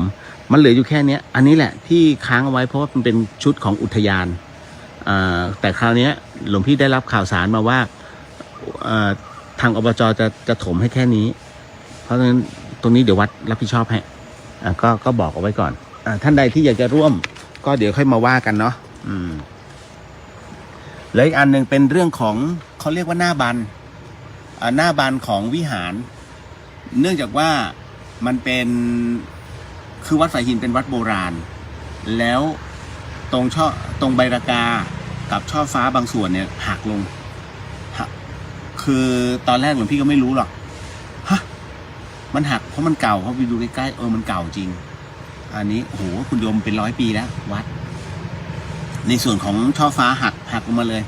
แล้วมันต่อไม่ได้ต้องทำใหม่ทั้งแผงท่านก็จะพอดีวันนี้สลาดท่านมาแล้วสลาดท่านก็คิดราคาตัวเนี้ยว่าประมาณสักเท่าไหร่นะทั้งแผงเลยอันนี้ไม่รวมติดตั้งไม่รวมค่าไม้ในการแกะสลักเนี่ยชิ้นหนึ่งมันจะยาว4 เมตรกว่าอันนั้น 8,500 ถ้า4 เมตรกว่า 8,500 ถ้า3 เมตร8,500 แต่ถ้าเฉพาะช่อฟ้าเนี่ย6,500 ทั้งหมด12 ชิ้นเบ็ดเสร็จแล้วรวมเป็น15นั่นแหละหลวงพี่ต้องหาโหเยอะเครียดแต่ก็สนุกดีอยู่แล้วมีประโยชน์อยู่แล้วบูรณะหลวงพี่สนุกก็ล่าสุดหลวงพี่ก็วิ่งเดินนี่ไม่ใช่หรอกพระห้ามวิ่งก็ตระเวนเนาะไปบ้านคุณโยมไพศาลแสนชัยผู้ที่หลายๆท่านก็รับรู้ตอนนี้เริ่มซาแล้วเขายังชั่วหน่อยแต่ที่บ้านจะไม่ซานะโยมไพศาลแสนชัยที่โยมหนุ่มคงกระพันเขาเอาเรื่องของโยมวินัยไกรบุตรไปตรงนั้นหลวงพี่จะบอกว่าท้ายที่สุดแล้วโยมวินัยเขาก็หายใช่ไหมแม้ใน YouTube นั้นจะไม่มีเรื่องราวของหนุ่มโพพันที่พูดถึงอาจารย์ไพศาลแสนชัยแต่บ้านของโยมไพศาลแสนชัยยังคงเหมือนเดิมคุณโยมเคยเห็นภาพในข่าวใช่ไหมแบบรอวิ่งคนที่ไปเอา iPhone เงี้ยซัมซุงอะไรพวกเนี้ยที่จะเปิดตัวใหม่แล้วพอช็อปเปิดปุ๊บคือกูต้องได้ก่อนอารมณ์นั้นเลยทุกวันคือประตูบ้านแกจะเปิด10 โมงแล้วปิดเที่ยงปิดนี่หมายถึงว่ายังหมายถึงว่าเอาคนเข้าไปก่อนนะแล้วก็ปิดประตูล็อกเลยใครจะเข้าจะออกไม่ได้เลยออกไม่ได้ห้องน้ำมีเพราะฉะนั้นใครที่อยากจะไปหาอาจารย์ไพศาลแสนชัยนะหลวงพี่ก็ไม่ชินปากเรียกอาจารย์ไพศาลเพราะหลวงพี่เรียกแกพี่ไพศาลเมื่อวานก็ยังเรียกโยมพี่ไงแกก็อย่าเพิ่งไปมานี่ก่อนท่านโอ้ยสนุก คือไปตรงนั้นแล้วหลวงพี่เห็นสัจธรรมอย่างหนึ่งก็คือว่าความทุกข์ของคุณโยมเนี่ยบางทีต่อให้คุณโยมนั้นมีทรัพย์สินเงินทองมากน้อยแค่ไหนต่อให้คุณโยมนั้นมีเรียกว่ามีความรู้เก่งแค่ไหนก็ตามท้ายที่สุดแล้วคุณโยมกลัวตายทุกคนคุณโยมต้องการจะหาที่พึ่งสำหรับตนเพื่อที่เราจะต้องรอดในบางสิ่งบางอย่างเพราะนั้นคุณโยมไพศาลแสนชัยนั้นรวยไหมไม่ได้รวยแกเป็นคนที่สมถะมากๆแล้วแกจะต้องทำอย่างนี้อีกนานแค่ไหนหลวงพี่ไม่รู้หรอกแต่รู้ว่าความเป็นส่วนตัวแกหายไปแล้วตั้งแต่วันแรกที่หนุ่มคงพันเอาขึ้น YouTube ตั้งแต่วันนั้นมาหลวงพี่บอกแล้วยังบอกแกเลยโยมไพศาลแสนชัยจะสูญเสียความเป็นไพศาลแสนชัยที่เคยเป็นคนที่ต้องสามารถไปตรงนู้นได้หมดแล้วต่อไปนี้ท่านจะต้องอยู่ที่บ้านโยมพี่มีบ้าน2 หลังจำขี้มดที่จำขี้มดอีกหลังบ้านสวนไม่ได้ไปแล้วอยู่แต่ตรงนี้ เพราะคนที่รอเปิดประตูคุณโยมเป็น100 คนเป็น100 คนนะพอเปิดปุ๊บเนี่ยเขาวิ่งกรูกันวูบไปหยิบใบคำร้องต้องเขียนชื่อนามสกุลเป็นอะไรมาและต้องการให้อะไรต้องการรักษาอะไรยังไงเขาจะมีงานเสร็จปุ๊บแล้วก็เข้าคิวก็จะมีเหล่าโยมน้องๆที่เป็นจิตอาสาเนี่ยเขาก็คอยเป็นเคาน์เตอร์เลยเขาคอยรับแล้วคอยบันทึกคอยเรียงเอาไว้คนกลุ่มนี้มาเพิ่งเคยมากลุ่มนี้มาครั้งที่2กลุ่มนี้มาครั้งที่3คือเขาจะแยกกันว่ากลุ่มเนี้ยมาเพื่อจะขอชื่อพระเพื่อจะไปกราบนมัสการขอพรไม่ใช่เจ้ากรรมนายเวรนะพอไปขอพรพระแล้วถ่ายรูปมาเดี๋ยวต้องบอกก่อนว่าก็จะมีหลายๆท่านที่บอกว่าเราเป็นลูกศิษย์ของอาจารย์ไพศาลไปบอกให้โยมไปไหว้พระโอ้โหโยมก็ไปไหว้พระไหว้มั่วเลยหลวงพี่บอกก่อนนะความเป็นทิพย์ในเรื่องของตรงเนี้ยในเรื่องของฌานตัวเนี้ยมันไม่ได้มีในตัวทุกคนไม่ใช่ว่าเหมือนเป็นเชื้อไวรัสมึงเอาไปแบบคุณยายวรนะทุยมึงติดปุ๊บมึงกูจะเป็นทันทีไม่ใช่มันเป็นได้เฉพาะคนเพราะฉะนั้นคุณโยมเนี่ยจะต้องมารับรายชื่อจากคนนี้เท่านั้นเมื่อวานหลวงพี่เทศไปเรื่องสะอึกเนี่ยคุณโยมที่มาตรงเนี้ยคุณโยมรอโยมไพศาลแสนชัยคนเดียวคุณโยมแล้วถ้าวันหนึ่งไม่มีคนชื่อไพศาลแสนชัยคุณโยมจะหาใครอึ้งเลยถูกไหมหลวงพี่อึ้งนี่บอกว่า บางทีเราต้องช่วยตัวเราด้วยเพราะฉะนั้นคนที่ไปไหว้พระได้รายชื่อนะเวลาคุณโยมได้รายชื่อไปกราบพระเสร็จปุ๊บตอนที่ไปกราบพระแต่ละที่คุณโยมนั่งสมาธิก่อนนั่งตัวละ3 นาที3-5 นาทีให้จิตมันนิ่งขอพรท่านแล้วนั่งตรงนั้นหน่อยนึงเพื่อให้ท่านได้รับรู้แล้วกำลังสมาธิคุณโยมเนี่ยต่อหน้าครูบาอาจารย์เนี่ยที่เราไปกราบไปไหว้เนี่ยนะแล้วพระดีๆทั้งนั้นแต่ท่านมรณภาพไปแล้วแม้จะเป็นแค่รูปปั้นของท่านแต่พลังท่านยังอยู่พลังแห่งความเมตตายังอยู่เพราะฉะนั้น เราตรงนี้เราก็จะได้ด้วยตัวเราเพิ่งทำแทนก็จะได้คนป่วยก็จะได้เพราะฉะนั้นมันมีกำลังเสริมเห็นไหมนี่หลวงพี่บอกเคล็ดลับจริงๆแล้วโยมพี่ไพศาลเนี่ยให้ไปทำแต่ละที่เนี่ยนะหลวงพี่บอกเลยคุณโยมจำไว้ดีนะที่หลวงพี่พูดนะในเรื่องของการไปขอขมาเจ้ากรรมนายเวรทั้งหมดทั้งมวลเนี่ยไม่พ้นคำว่าทานไม่พ้นคำว่าศีลไม่พ้นคำว่าภาวนานั่นเพราะว่าหลวงพี่ไม่ได้พูดเกินจริงเพราะท้ายที่สุดแล้วเราที่ไปขอขมาต้องยกพานครูไปขอขมานี่นะเห็นไหมอันเนี้ยคือการเขาเรียกว่าเหมือนกับเป็นธรรมเขาเรียกเป็นการขอขมาลาโทษตัวเนี้ยตัวศีลเป็นตัวครอบถูกไหมแล้วพอเสร็จปุ๊บเนี่ยเราขออนุญาตพนมมือแล้วว่าพูดท่องคาถาขอโหสิตัวนี้คือสมาธิ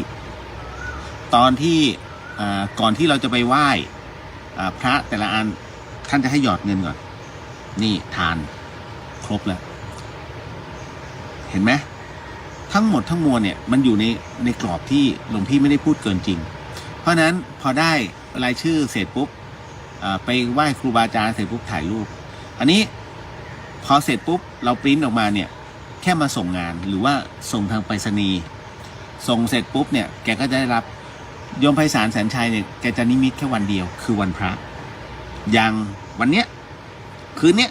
เดี๋ยวแกนอนแล้วเพราะฉะนั้นพอแกนอนหลับปุ๊บฝันทันทีเพราะฉะนั้นรายชื่อของคนทุกคนเนี่ยที่นำไปส่งเนี่ยแกดูไว้ก่อนถามว่าจำได้ไหมโอ้ยถ้าจำได้ขนาดนี้แกต้องไปเรียนออกฟอร์ดจริงหลวงพี่ถามจำได้เหรอแต่แกบอกมาคำหนึ่งหลวงพี่นิ่งเลยผีให้จำแกไม่ได้จำแต่มีคนช่วยจำเพราะนั้นทุกๆใบที่แกได้คนไข้แกเนี่ยไม่ใช่คนที่มาขอเจ้ากรรมนายเวรวันละ140 กว่าคนทุกวันนะโยมเพราะนั้นก็บวกกันไปเล่นเอา7 วันเท่าไหร่แล้ววันละ140ถูกไหมเป็นพันนะสัปดาห์ละ1,000 กว่าคนนี่เพราะฉะนั้นสิ่งที่แกได้รับตรงเนี้ยก็คือต้องดูทุกๆพันคนตั้งแต่วันที่แกเริ่มดัง อันนี้ช่วยไม่ได้จริงมันเป็นเรื่องราวนะตรงนั้นเสร็จปุ๊บ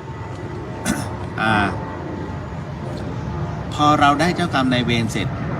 คุณโยมส่งมาคราวนี้หลังจากวันพระมารอรายชื่อโยมก็จะนิมิตทันทีนิมิตตัวนี้เป็นนิมิตฝันถึงรายชื่อบางคนอย่างเมื่อวานนี้มีรายชื่อหมด8 รายชื่อแกให้ก่อนเอาไป5 รายชื่อคนที่ได้เป็นพระภิกษุที่มรณภาพไปแล้วเนี่ยถือว่าโชคดีนั่นหมายถึงว่าอย่างเอาง่ายๆอย่างชาติที่แล้วเนี่ยมีคนดังท่านหนึ่งพอดีหลวงพี่นั่งตรงนั้นพอดีแล้วท่านดูคนที่2แล้วหลวงพี่ก็รับรู้ว่าในอดีตชาติเนี่ยท่านเนี้ยเป็นทหารของย่าโมผู้ชายนะเป็นทหารของย่าโมแต่ช่วงนั้นเนี่ยก่อนที่จะเป็นในส่วนตรงนั้นเนี่ยแกมีตำแหน่งอันหนึ่งแล้วแกใช้ตำแหน่งตรงนี้ในเรื่องของการลงโทษคนแต่ละคนหลวงพี่จำชื่อไม่ได้และลงโทษแต่ละคนแบบด้วยการทรมานทั้งนั้นเลยแล้วพอมาชาตินี้เสร็จปุ๊บเนี่ยต้องชดใช้แล้วคราวนี้การทรมานของแกมันกลายเป็นไปทรมานคนบุญด้วยไปทำเขาเรียกไปลงโทษไปทำโทษคนบุญปรากฏว่าคนบุญในชาตินั้นก็กลับมาเกิดก่อนในชาตินี้ถูกไหมพอชาตินี้เสร็จปุ๊บเนี่ยยังไม่ทันได้เจอกันท่านมรณภาพไปก่อนโยมคนนี้จึงต้องไปขอขมาตามวัดต่างๆโชคดีมากที่เป็นพระเกจิที่เคยมรณภาพไปแล้วแกพูดหมดเลยนะสมัยก่อนนี้ท่านนี้ชื่อนี้แล้วคุณเนี่ยไปทำนี้ท่านคนนี้เป็นอย่างนี้แล้วท่านคุณลงโทษท่านอย่างนี้บอกเป๊ะเสร็จปุ๊บก็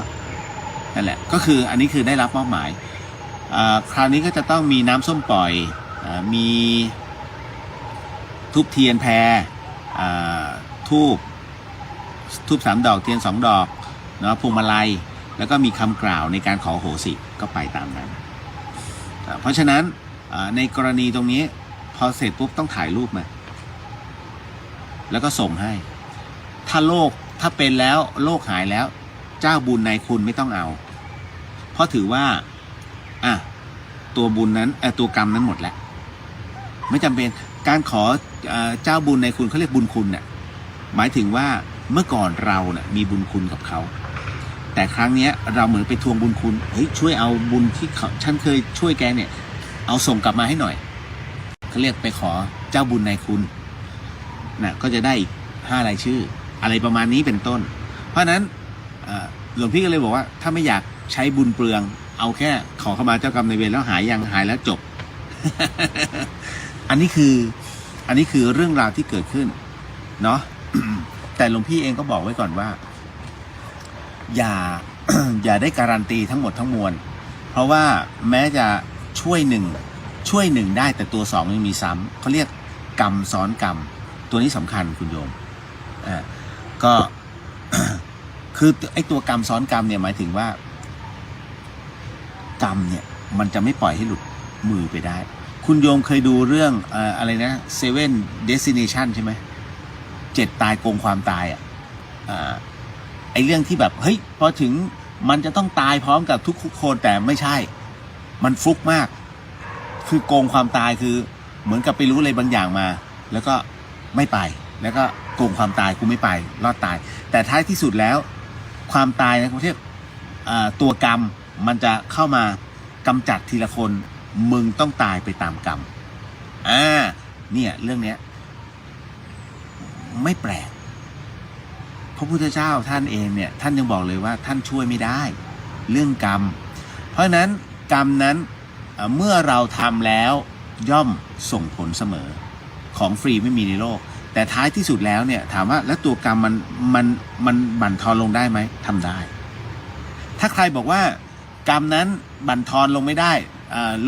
ลดทอนตัวกรรมลงไม่ได้เลิกเรียนเรื่องกฎแห่งกรรมเพราะกูทำไงกูก็ต้องได้อย่างนั้นถูกไหมไม่ต้องแล้วทำบุญไม่ต้องจริงๆมันไม่ใช่ไงอย่างหลวงพี่อย่างในส่วนของเรื่องขององคุลิมานในชาดกถูกไหมทั้งหมดทั้งมวลเนี่ยมันเป็นเรื่องของบุพกรรมทั้งนั้นนั่นน่ะแต่ท้ายที่สุดแล้วองคุลิมานได้เป็นพระอรหันต์ยังต้องรับเศษกรรมอยู่พ่อแม่ครูบาอาจารย์แต่ละท่านที่กระดูกเป็นพระธาตุเนี่ยท้ายที่สุดแต่ละรูปเนี่ยท่านก็บอกนี่คือสิ่งที่ท่านต้องรับกรรมเป็นช่วงสุดท้ายของชีวิตก่อนท่านมรณภาพท่านบอกนี่คือกรรมสุดท้ายนั่นคือจบท่านยังต้องรับกรรมเลยแล้วเราเป็นใครถูกไหมศีล 5บางทียังไม่ครบเลยแล้วเราจะต้องรับแรงขนาดไหนเพราะนั้นถ้ากลัวว่ากรรมตัวนั้นจะแรงเราต้องทำบุญเยอะๆเป็นบุญแห่งความดีที่ใหญ่ยิ่งใหญ่มากนั่นแหละอันนี้ก็เลยบอกไว้ก่อนเนาะว่ามันจะเป็นแบบนั้นเป็นต้นเอาล่ะก็ต่อมาเดี๋ยวนะอันนี้อะไรเอ่ยโยมพี่จะวันที่23ถึง26ปฏิบัติธรรมบนวัดพระธาตุดอยสุเทพด้วยเจ้าไม่เป็นไรเวลากรวดน้ำต้องจุดธูปด้วยไหมไม่ต้องจุดไม่ต้องจุดแสบตาถ้ามีโยมนิมนต์หลวงพี่ไปสวดงานบุญต้องกำหนดปัจจัยทำบุญถวายไหมถึงปัจจัยใส่ซองเหมือนหลายๆวัดทั่วมีกรรมการกำหนดเอาไว้เจ้าโอ้ยเนี่ยเพราะเป็นแบบนี้คุณโยมการไปกำหนดซองนี้นะทำให้คนเนี่ยขาดเขาเรียกว่าไม่ศรัทธาในพระพุทธศาสนาเนี่ยมันเป็นกันอย่างเงี้ย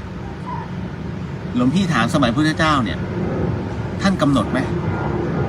เรื่องปัจจัยเรื่องของสังฆทานเรื่องไอ้นู่นไอ้นี่ไอ้นั่นเนี่ยนะโยมกำหนดกันขึ้นมาทั้งนั้นเฮ้ยงานบวชเนี่ยต้องใส่ซองเท่านี้นะแต่ละท่านต้องใส่ซองแค่นี้นะหลวงพี่ถามในพุทธการมีไหมใครกำหนดไม่มีเพราะฉะนั้นเราพระธรรมยุทธ์เนี่ยท่านจึงไม่มีปัจจัยใส่ซองเลยแล้วแต่โยมจะนำถวายเพราะฉะนั้นก็ไปเป็นในส่วนของใบภาวนาแค่นั้นเลยเราเองเนี่ยมากำหนดกันเองแล้วก็มาแค้นเคืองพระยังไม่รู้เรื่องเลยจะใส่เท่าไหร่ก็ได้ไม่ใส่ก็ได้เพราะว่ามันเป็นงานบุญที่พระต้องสงเคราะห์โยมวัดกับบ้านเนี่ยมันต้องเกื้อหนุนซึ่งกันและกันไม่งั้นเนี่ยโยมจะเกลียดเลยเฮ้ยไม่ไปไปเสียเงินเห็นไหมเนี่ยกลายเป็นพระกลายเป็นโจทย์สังคมทันทีแล้วทำให้พระบางที่เนี่ยนิสัยเสียโอ้ยไม่ใส่แล้วไม่ใส่ก็ไม่ไปแค่นี่ไอ้นี่เขาเรียกถ้าเป็นหลวงพี่นะหลวงพี่เอาศึกเลยไอ้นี่มาบวชหากินไม่ได้มาบวชเพื่อสงเคราะห์หรือว่าบวชมาปฏิบัติเยอะหลวงพี่ไปปริวาสเนี่ยหลวงพี่เห็นโอ้โหตายโหงนี่บวชมากี่พรรษาแล้ว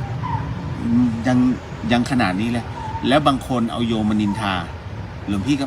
ต้องเดินหนีจริงๆนะถ้าเราอยู่นะตรงแล้วแบบสามารถนะหลวงพี่ไปศึกเถอะ ถ้าบวชแล้วไม่ได้อะไรเลย แล้วเที่ยวมาเอาโยมมานินทาตรงนั้นตรงนี้ตรงนู้นไม่สมควร ขนาดท่านปริวาสท่านยังผิดศีลเลย นี่ถ้าไม่ปริวาสนี่มิชั่วเลยเหรอถ้าหลวงพี่พูดแรงเพราะหลวงพี่ไม่ค่อยชอบ คือหลวงพี่โยมพ่อเนี่ยเป็นทหารหลวงพี่ถูกฝึกมาในเรื่องของสัจจะพูดแล้วต้องทำหลวงพี่เคยโกหกนะแต่มันมีความนอนไม่หลับแล้วมีความมันก็ไม่สมควรคือโกหกในที่นี้หมายถึงว่าในเรื่องของสิ่งที่เราจะต้องทำและกำหนดให้กับโยมแม่อย่างเงี้ยก็บิดผิวไปเรื่อยเราถือว่าไม่สมควร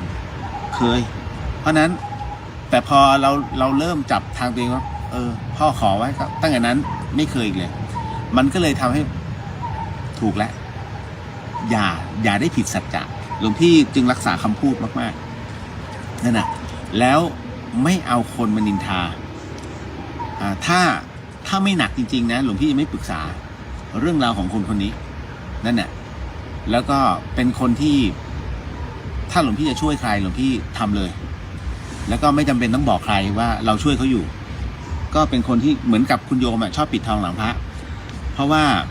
หลวงพี่จะยึดมั่นในปณิธานของในหลวงรัชกาลที่9ปิดทองมันต้องเต็มทั้งองค์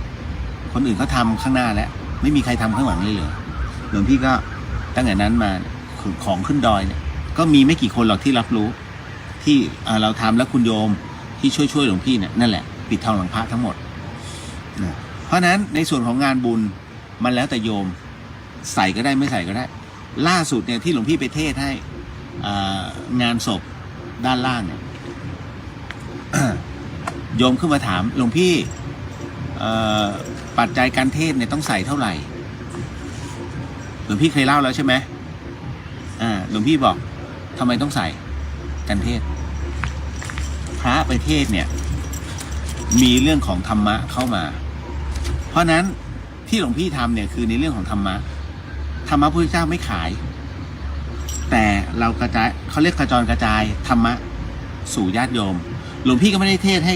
คนที่นอนแข็งฟังถ้าเขาฟังได้เขาเรียกไม่ตายแต่หลวงพี่กำลังเทศให้โยมที่มานั่งในงานเนี่ยรับฟังเพราะฉะนั้น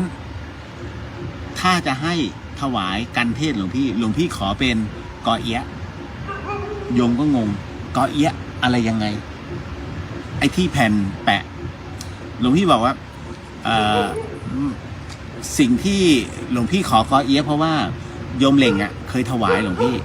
กอเอียะเป็นแผ่นตอนนั้นมีเหตุที่หลวงพี่เจ็บปวดกล้ามเนื้อท่านส่งมาให้หลวงพี่สองซองใหญ่หลวงพี่ใช้แค่ซองเดียวอีกซองหนึ่งหลวงพี่ก็เลยเอาแขวนไว้ข้างหน้ารั้วเมื่อกี้ตรงที่พาไปก็ปรากฏว่าเนี่ยนักท่องเที่ยวเนี่ยตอนนี้เขายังยืนอยู่พวกวิ่ง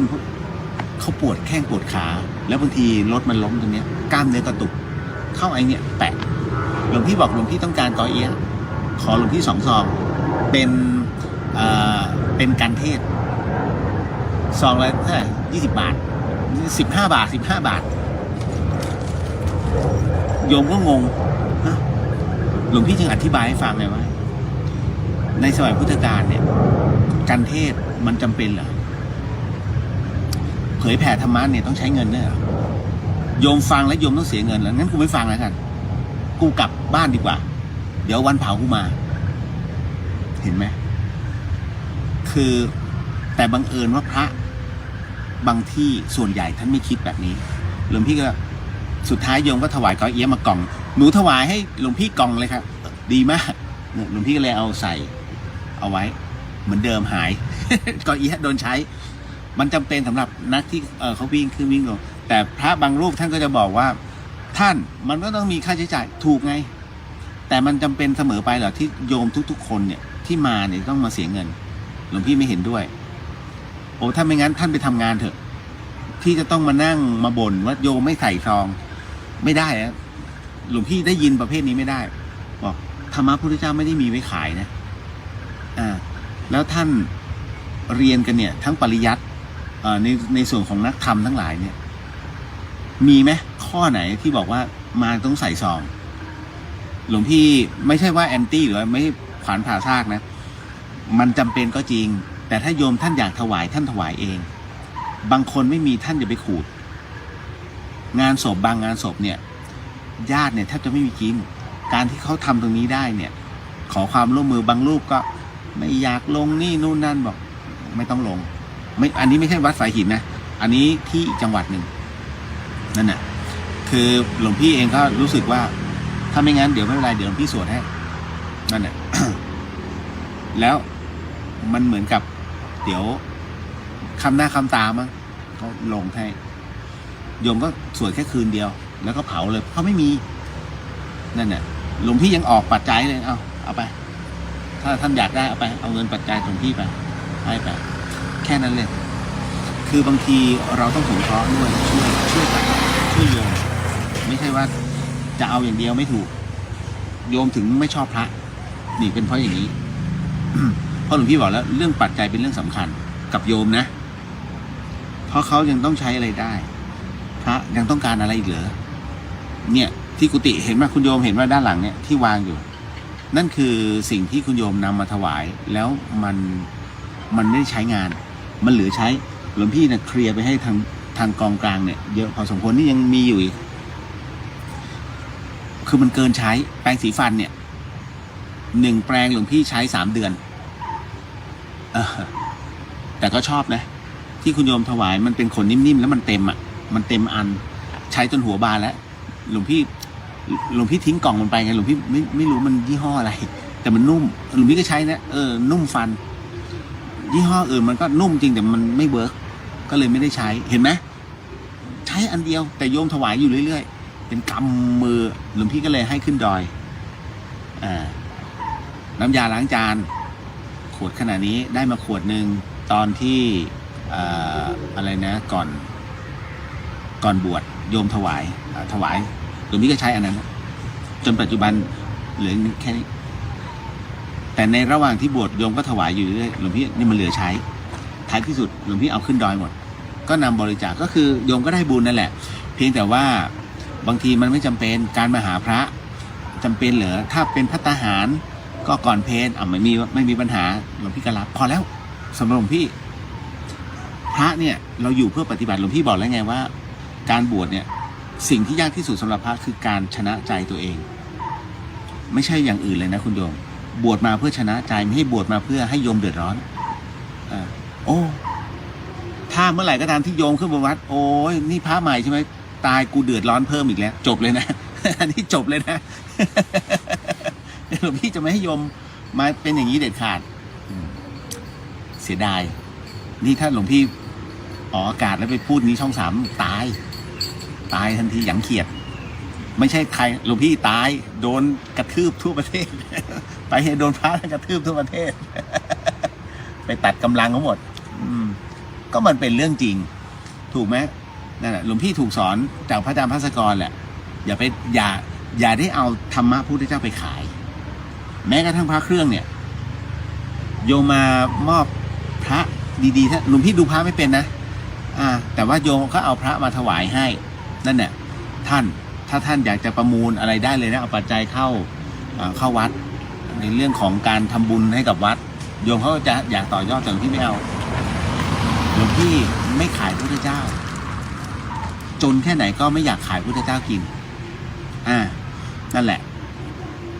โอ้จริงเหรอหลวงพี่ผมให้องค์นี้10 ล้านโอ้โยมไปเนี่ย5 ล้านแล้วโอ้โหสิพูดเล่นเดี๋ยวจะค้างคาคุณโยมเรื่องต่อไปนี้ที่หลวงพี่กำลังจะเล่าให้คุณโยมได้ยินได้ฟังต่อไปนี้นั้นอย่าเชื่อให้ฟังหูไว้หูแล้วก็ใช้วิจารณญาณทุกครั้งในการรับฟังเรื่องราวประเภทนี้ข้อสำคัญอย่าให้คุณโยมนั้นได้ฟังเป็นนิยายหลวงพี่กำลังจะเล่านิยายเรื่องหนึ่งซึ่งแทบจะนอนไม่หลับกัน นิยายเรื่องนี้เกิดขึ้นที่วัดฝายหินคุณโยมเหตุการณ์นี้เอาของเรื่องเหลือเชื่อก่อนไหมเรื่องเหลือเชื่อก็คือเรื่องของหลวงพี่ก่อนเรื่องเหลือเชื่อเรื่องที่1ก็คือว่ามันมีวันหนึ่งซึ่งหลวงพี่เนี่ยตอนนี้เจ็บเท้าอยู่เพราะว่าเหยียบมีปัญหากับเท้ามากเวลาบิณฑบาต ไปเหยียบไอ้เหล็กอะไรล่ะไอ้ตรงที่เขาเหล็กท่อระบายน้ำแล้วมันซุดลงเราก็มองแล้วแต่พอดีว่าอีกข้างหนึ่งเป็นแก้วที่ขวดที่เขาขี้เหล้าแล้วกันกินแล้วก็โยนแล้วก็แตกหลวงพี่ก็เดินหลบแต่บังเอิญเป็นช่วงจังหวะที่รถสวนมาพอดีแล้วมันขอบถนนหลวงพี่ก็ต้องเดินหลบจำเป็นต้องขาก็ต้องเหยียบลงไปที่ตัวตะแกรงนั้นมันมีตัวหนึ่งมันโผล่เข้ามาก็จึ๊กหลวงพี่รู้แล้วว่าบัตรเนี้ยเราโดนทิ่มแต่หลวงพี่ก็ไม่กล้าที่จะทิ้งน้ำหนักแต่มันต้องเดินเลยพระจะมาไม่ได้อันนี้คืออาบัติทันทีนี่คือตัวกรรมที่เราต้องโดนก็เลยเดินต่อหลวงพี่ก็หยุดนิดนึงแล้วก็มีความรู้สึกว่ามันเหมือนกับมันแตกมันหรือว่ามันเปิดนิดนึงรู้แล้วช่างมันก็เดินไปเสร็จปุ๊บ โยมเรียกนิมนต์พอดีโยมเรียกนิมนต์ก็คือโยมขี่มอเตอร์ไซค์มานิมนต์ค่ะเสร็จปุ๊บหลวงพี่ก็เปิดบาตรตอนแรกนึกว่าโยมจะใส่ข้าวไม่ใช่โยมเอาแบงค์20ใส่ในบาตรเสร็จปุ๊บหลวงพี่ก็ให้พรจำได้ไหมหลวงพี่เป็นคนที่ไม่รับเงิน เสร็จปุ๊บหลวงพี่ก็เลยบอกโยมเดี๋ยวแป๊บนึงหลวงพี่ก็เอาแบงค์20ออกมาห้ามใช้นะอันนี้ห้ามใช้นะคุณโยมหลวงพี่จะอธิษฐานเป็นเงินขวัญถุงหลวงพี่ก็ยืนอธิษฐานให้ตรงนั้นแล้วก็อันนี้เป็นเงินขวัญถุงนะคุณโยมเก็บไว้อย่าใช้เด็ดขาดเอาไปใส่กระเป๋าไว้ดีปึ๊บโยมก็สาธุพอตอนที่ก้มกราบหลวงพี่ก็หันไปดูตรงที่เดินผ่านมารอยเลือดนึกในโอ้ยกูเอาแล้ว เอาแล้วนั่นแหละ ก็เลยเจ็บขาไม่ค่อยได้ออกบิณฑบาตเท่าไหร่และคราวนี้มันมีวันหนึ่งซึ่งถ้าตามพระวินัยเวลาพระจะบิณฑบาตคุณโยมจะต้องให้เห็นใบไม้เขียวเนี่ยอย่างใบตองเนี่ยต้องเป็นสีเขียวเนี่ยให้เห็นต้องสีเขียวก่อนนะด้วยแสงธรรมชาตินะแล้วจากนั้นลายมือเราต้องเห็นด้วยแสงธรรมชาติแต่วันนั้นเนี่ยมันก็6 โมงแล้วนะมันก็จะ6 โมงครึ่งแล้วนะมันยังไม่เห็นแสงเลยตรงนี้เพราะว่า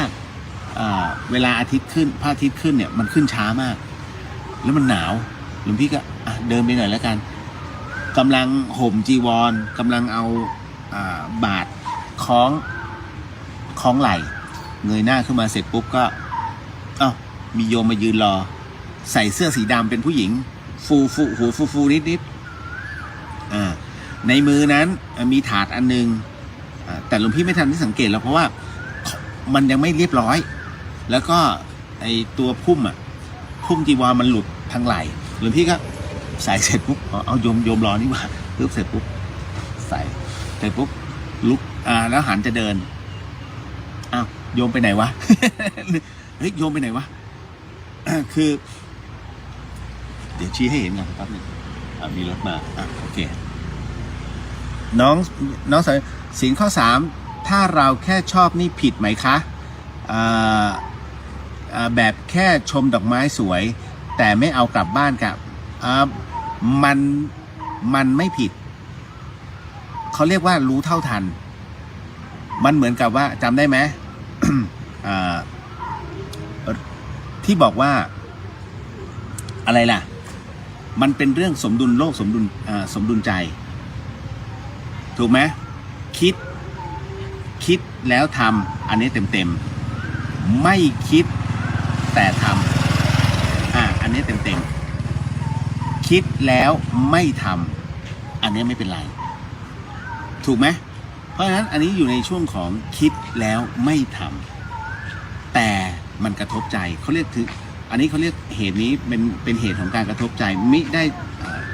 กระทบการกระทำถ้าอะไรก็ตามที่กระทบการกระทำอันนี้คือตัวกรรม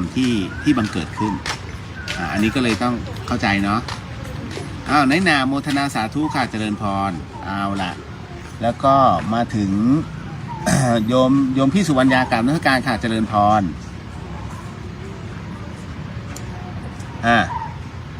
เอาอันนี้เดี๋ยวพอดีโยมเพิ่งเดินผ่านไปเดี๋ยวหลวงพี่กลับกล้องก่อนคุณโยมนี่นะเหตุเกิดขึ้นตรงนี้ ตรงเนี้ยหลวงพี่จะยืนตรงนี้ทุกเช้าก่อนที่จะบิณฑบาตแล้วพอเสร็จปุ๊บก็มาจัดตัวเองตรงนี้เพื่อจะเอาบาตรขึ้นแล้วตรงนี้เป็นสุสานเนี่ยเขายืนตรงนี้เขายืนตรงนี้เลยคุณโยมว่าใกล้ไหมใกล้ชุดสีดำแล้วทำไมหลวงพี่เห็นชุดสีดำเพราะตรงนี้มันเป็นไฟที่หลวงพี่ต้องเห็นตลอดเวลาดังนั้นเนี่ยหลวงพี่กำลังงุกก้มแล้วพอเงยหน้าขึ้นมาเฮ้ย นั่นแหละหายไปแล้ว นั่นคือสิ่งที่หลวงพี่บอกว่าจึงเห็นเขาถนัดไงว่าเป็นผู้หญิงหัวฟูชุดสีดำนั่นแหละ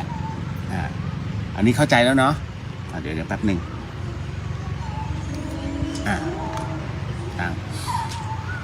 พอถึงตรงนั้นเสร็จปุ๊บเนี่ยหายไปไหนวะเราก็เดินมองซ้ายมองขวามองซ้ายมองขวาหลวงพี่ไม่ได้ใช้อะไรตรวจสอบทั้งนั้นแต่พอจะรับรู้แล้วว่ามืดขนาดนี้แล้วหลวงพี่เดินออกไปแล้วไม่มีใครแล้วเนี่ยก็ใช่เพราะว่าโยมคนนี้ช่างน้องเนี่ยเคยเห็นแล้วเขาเคยถ่ายรูปติดแล้วเอามาให้หลวงพี่ดูหลวงพี่ก็ใช่ไหมเป็นปริศนาต่อไปอันนี้คือเรื่องของหลวงพี่นะเป็นเรื่องของมารอใส่บาตรเขาบอกนี่คือวิญญาณมารอใส่บาตรแต่ใช่ไม่ใช่ไม่การันตีแต่เล่าให้ฟังเรื่องต่อมาเรื่องที่สองเป็นเรื่องของคุณโยมจำเรื่องของกุฏิ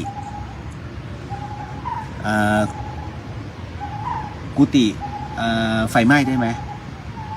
เดี๋ยวโยมไม่เห็นภาพไปดูกันนี่มันต้องอย่างนี้เลยเดี๋ยวหลวงพี่พาไปดูกุฏิไฟไหม้ ไม่รู้ว่าคุณโยมท่านใดที่ฟังอยู่ทาง 104.50 เนี่ยอาจจะไม่ได้เห็นภาพเนาะเพราะว่าต้องเข้าไปที่ Facebook พุทธิสิทธิ์รัตนสมบูรณ์เดี๋ยวหลวงพี่พาไปดูตรงกุฏิกรรมฐานของพระแล้วเดี๋ยวจะเล่าให้ฟัง ตรงนี้ต้องเดินขึ้นมาอ้อมมาแบบนี้เดี๋ยวต้องใช้ความเงียบนิดนึงนะเพราะว่าผ่านกุฏิสงฆ์มันจะเป็นการรบกวนท่าน แบบหนึ่ง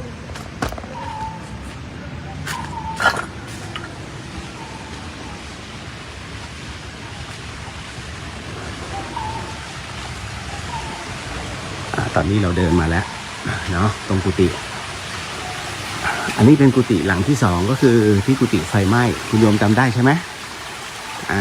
นี่กุฏิหลังนี้กุฏิหลังแรกที่เราบูรณะกันคือหลังนู้นเดี๋ยวสัญญาณไม่มีเอานี้ก่อนมีใครอยู่ไหมเอ่ยอุ้ย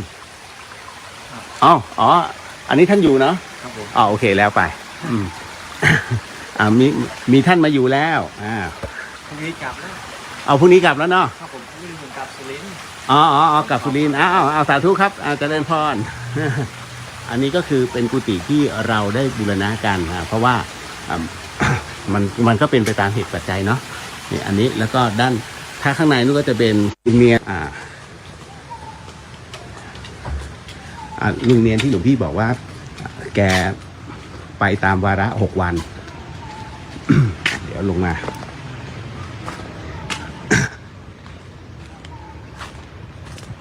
อันนี้เป็นมุมสูงกุฏิกรรมฐานเนาะเนี่ยนี่คือทั้งหมดทั้งมวล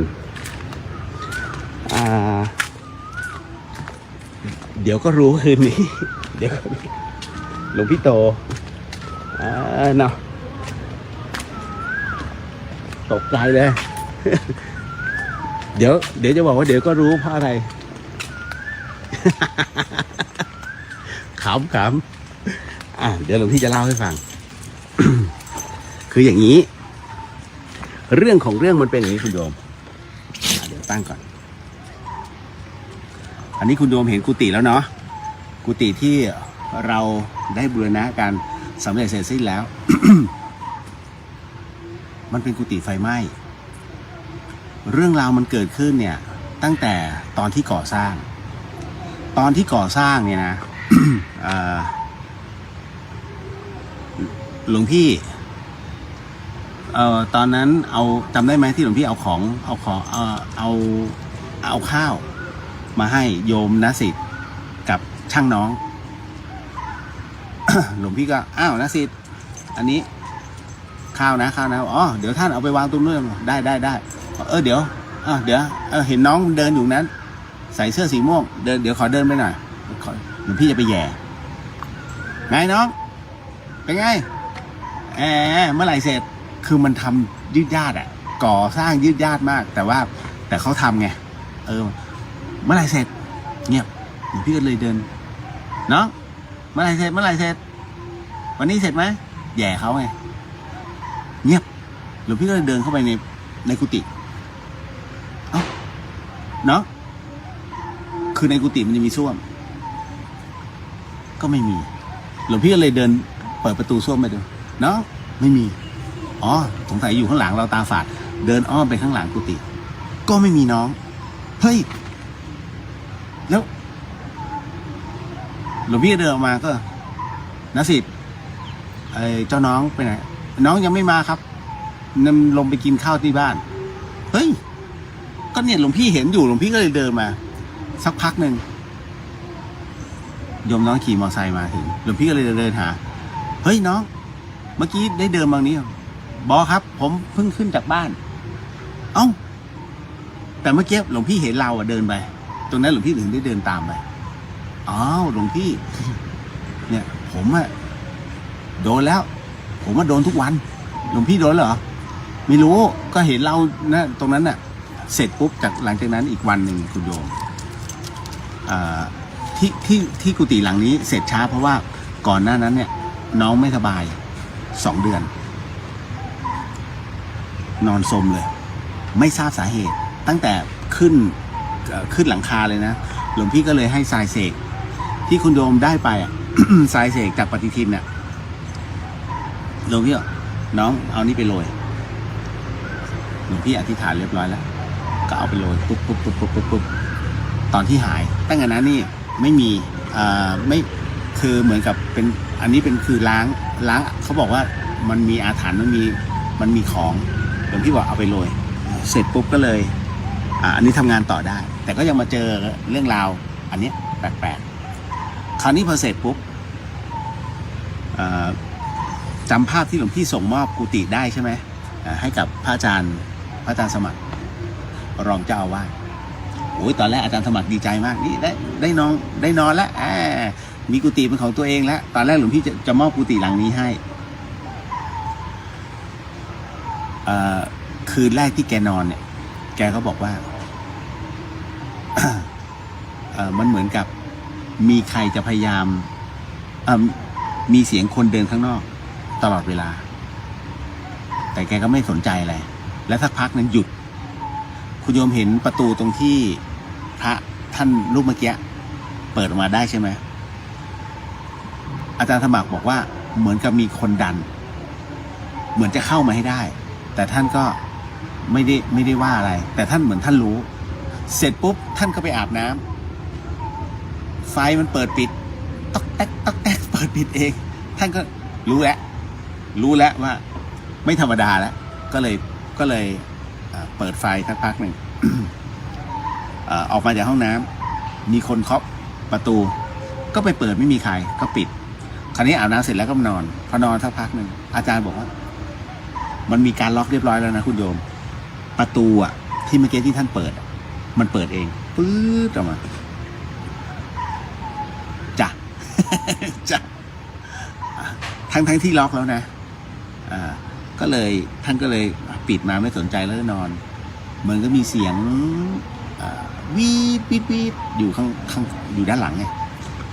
เพราะด้านหลังท่านเป็นสุสานก็มีเสียงวีดมันก็ท่านก็เอามาเล่าตอนเช้าให้ตุลุงโตฟังตุลุงโตก็เหมือนกับท่านก็อยากจะเช็คดูแล้วว่าอาจารย์สมัครนั้นท่านคิดไปเองหรือเปล่า เมื่อสัปดาห์ที่แล้วมีน้องเนน จากวัดต้นเปามาขอนอน เป็นชาวไทยใหญ่ ก็มาขอนอนเพื่อ เพื่อจะโยมพ่อท่านเสีย เพื่อจะรอศึก ก็บอกว่าวัดที่เนี่ยมันเงียบดีนะ ก็เลยขอนอน อาจารย์ก็เลย ตุ้นโตเลยมอบให้น้องเนนไปนอนที่กุฏิอาจารย์สมัครเพราะอาจารย์สมัครไม่อยู่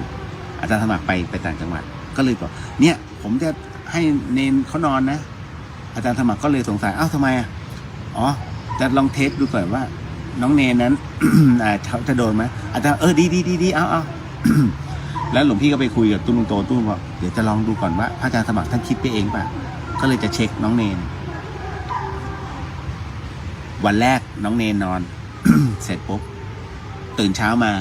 หลวงพี่ก็เลยถามเป็นไงเนนนอนดีไหมนอนดีครับแต่พอไปถามตุ้นโตบอกว่า บอกว่ามีเสียงแปลกๆเหมือนกับว่ามีเสียงคนยืนคุยกันด้านนอกประตูแล้วหลังจากนั้นเสร็จปุ๊บก็มีเหมือนกับเสียงวีดก็ไม่มีอะไรคืนที่สองเป็นคืนวันพฤหัสข้ามศุกร์คืนวันนั้นเมื่อสัปดาห์ที่แล้วนอนเสร็จปุ๊บตื่นเช้ามาวันศุกร์จะขอศึก ตู้ลุงโตก็เลยถามทำไมมีอะไรโอ้ผมถามจริงๆครับที่นี่มีผีหรือเปล่าครับไม่มีไม่เคยเจอมีอะไรเหรอ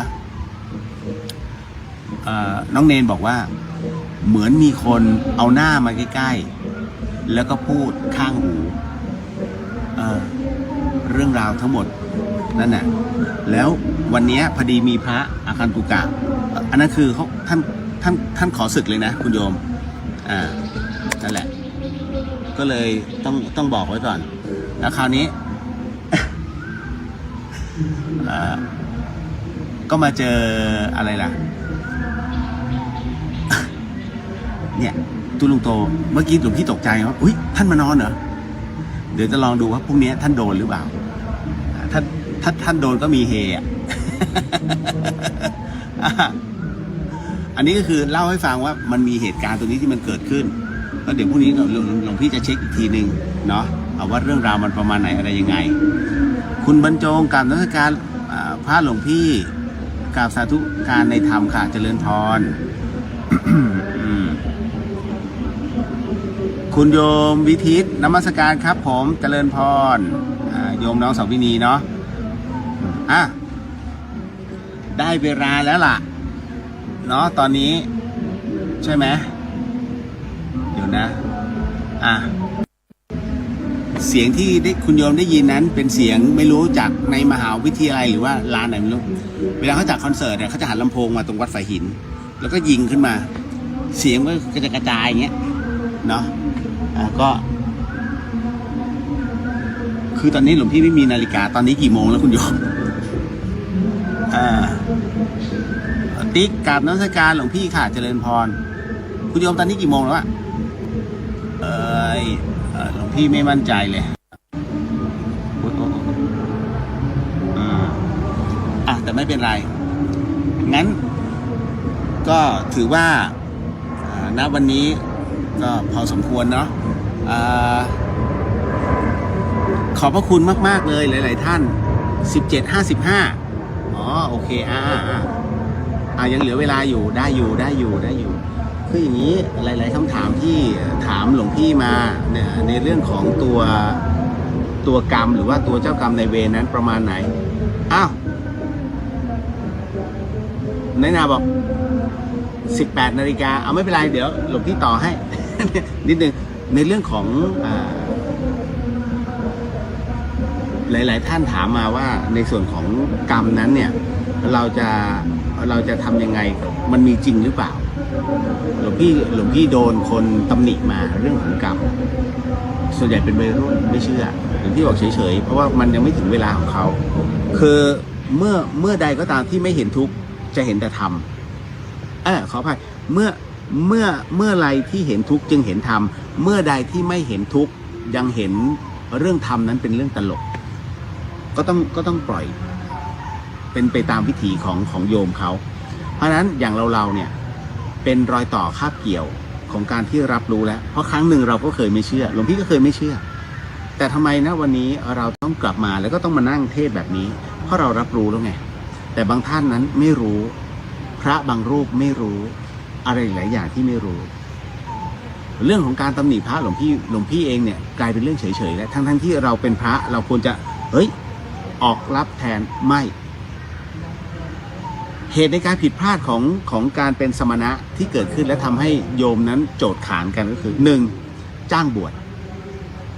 คุณโยมเชื่อไหมมีการจ้างบวชเกิดขึ้นจริงเหรอโยมพี่เจี๊ยบสวัสดีการนมัสการค่ะเจริญพรโยมดาวรุ่งเจริญพรโยม มนัสนันนมัสการค่ะหลวงพี่เป็นเรื่องของการจ้างบวชมีด้วยเหรอหลวงพี่การจ้างบวชจริง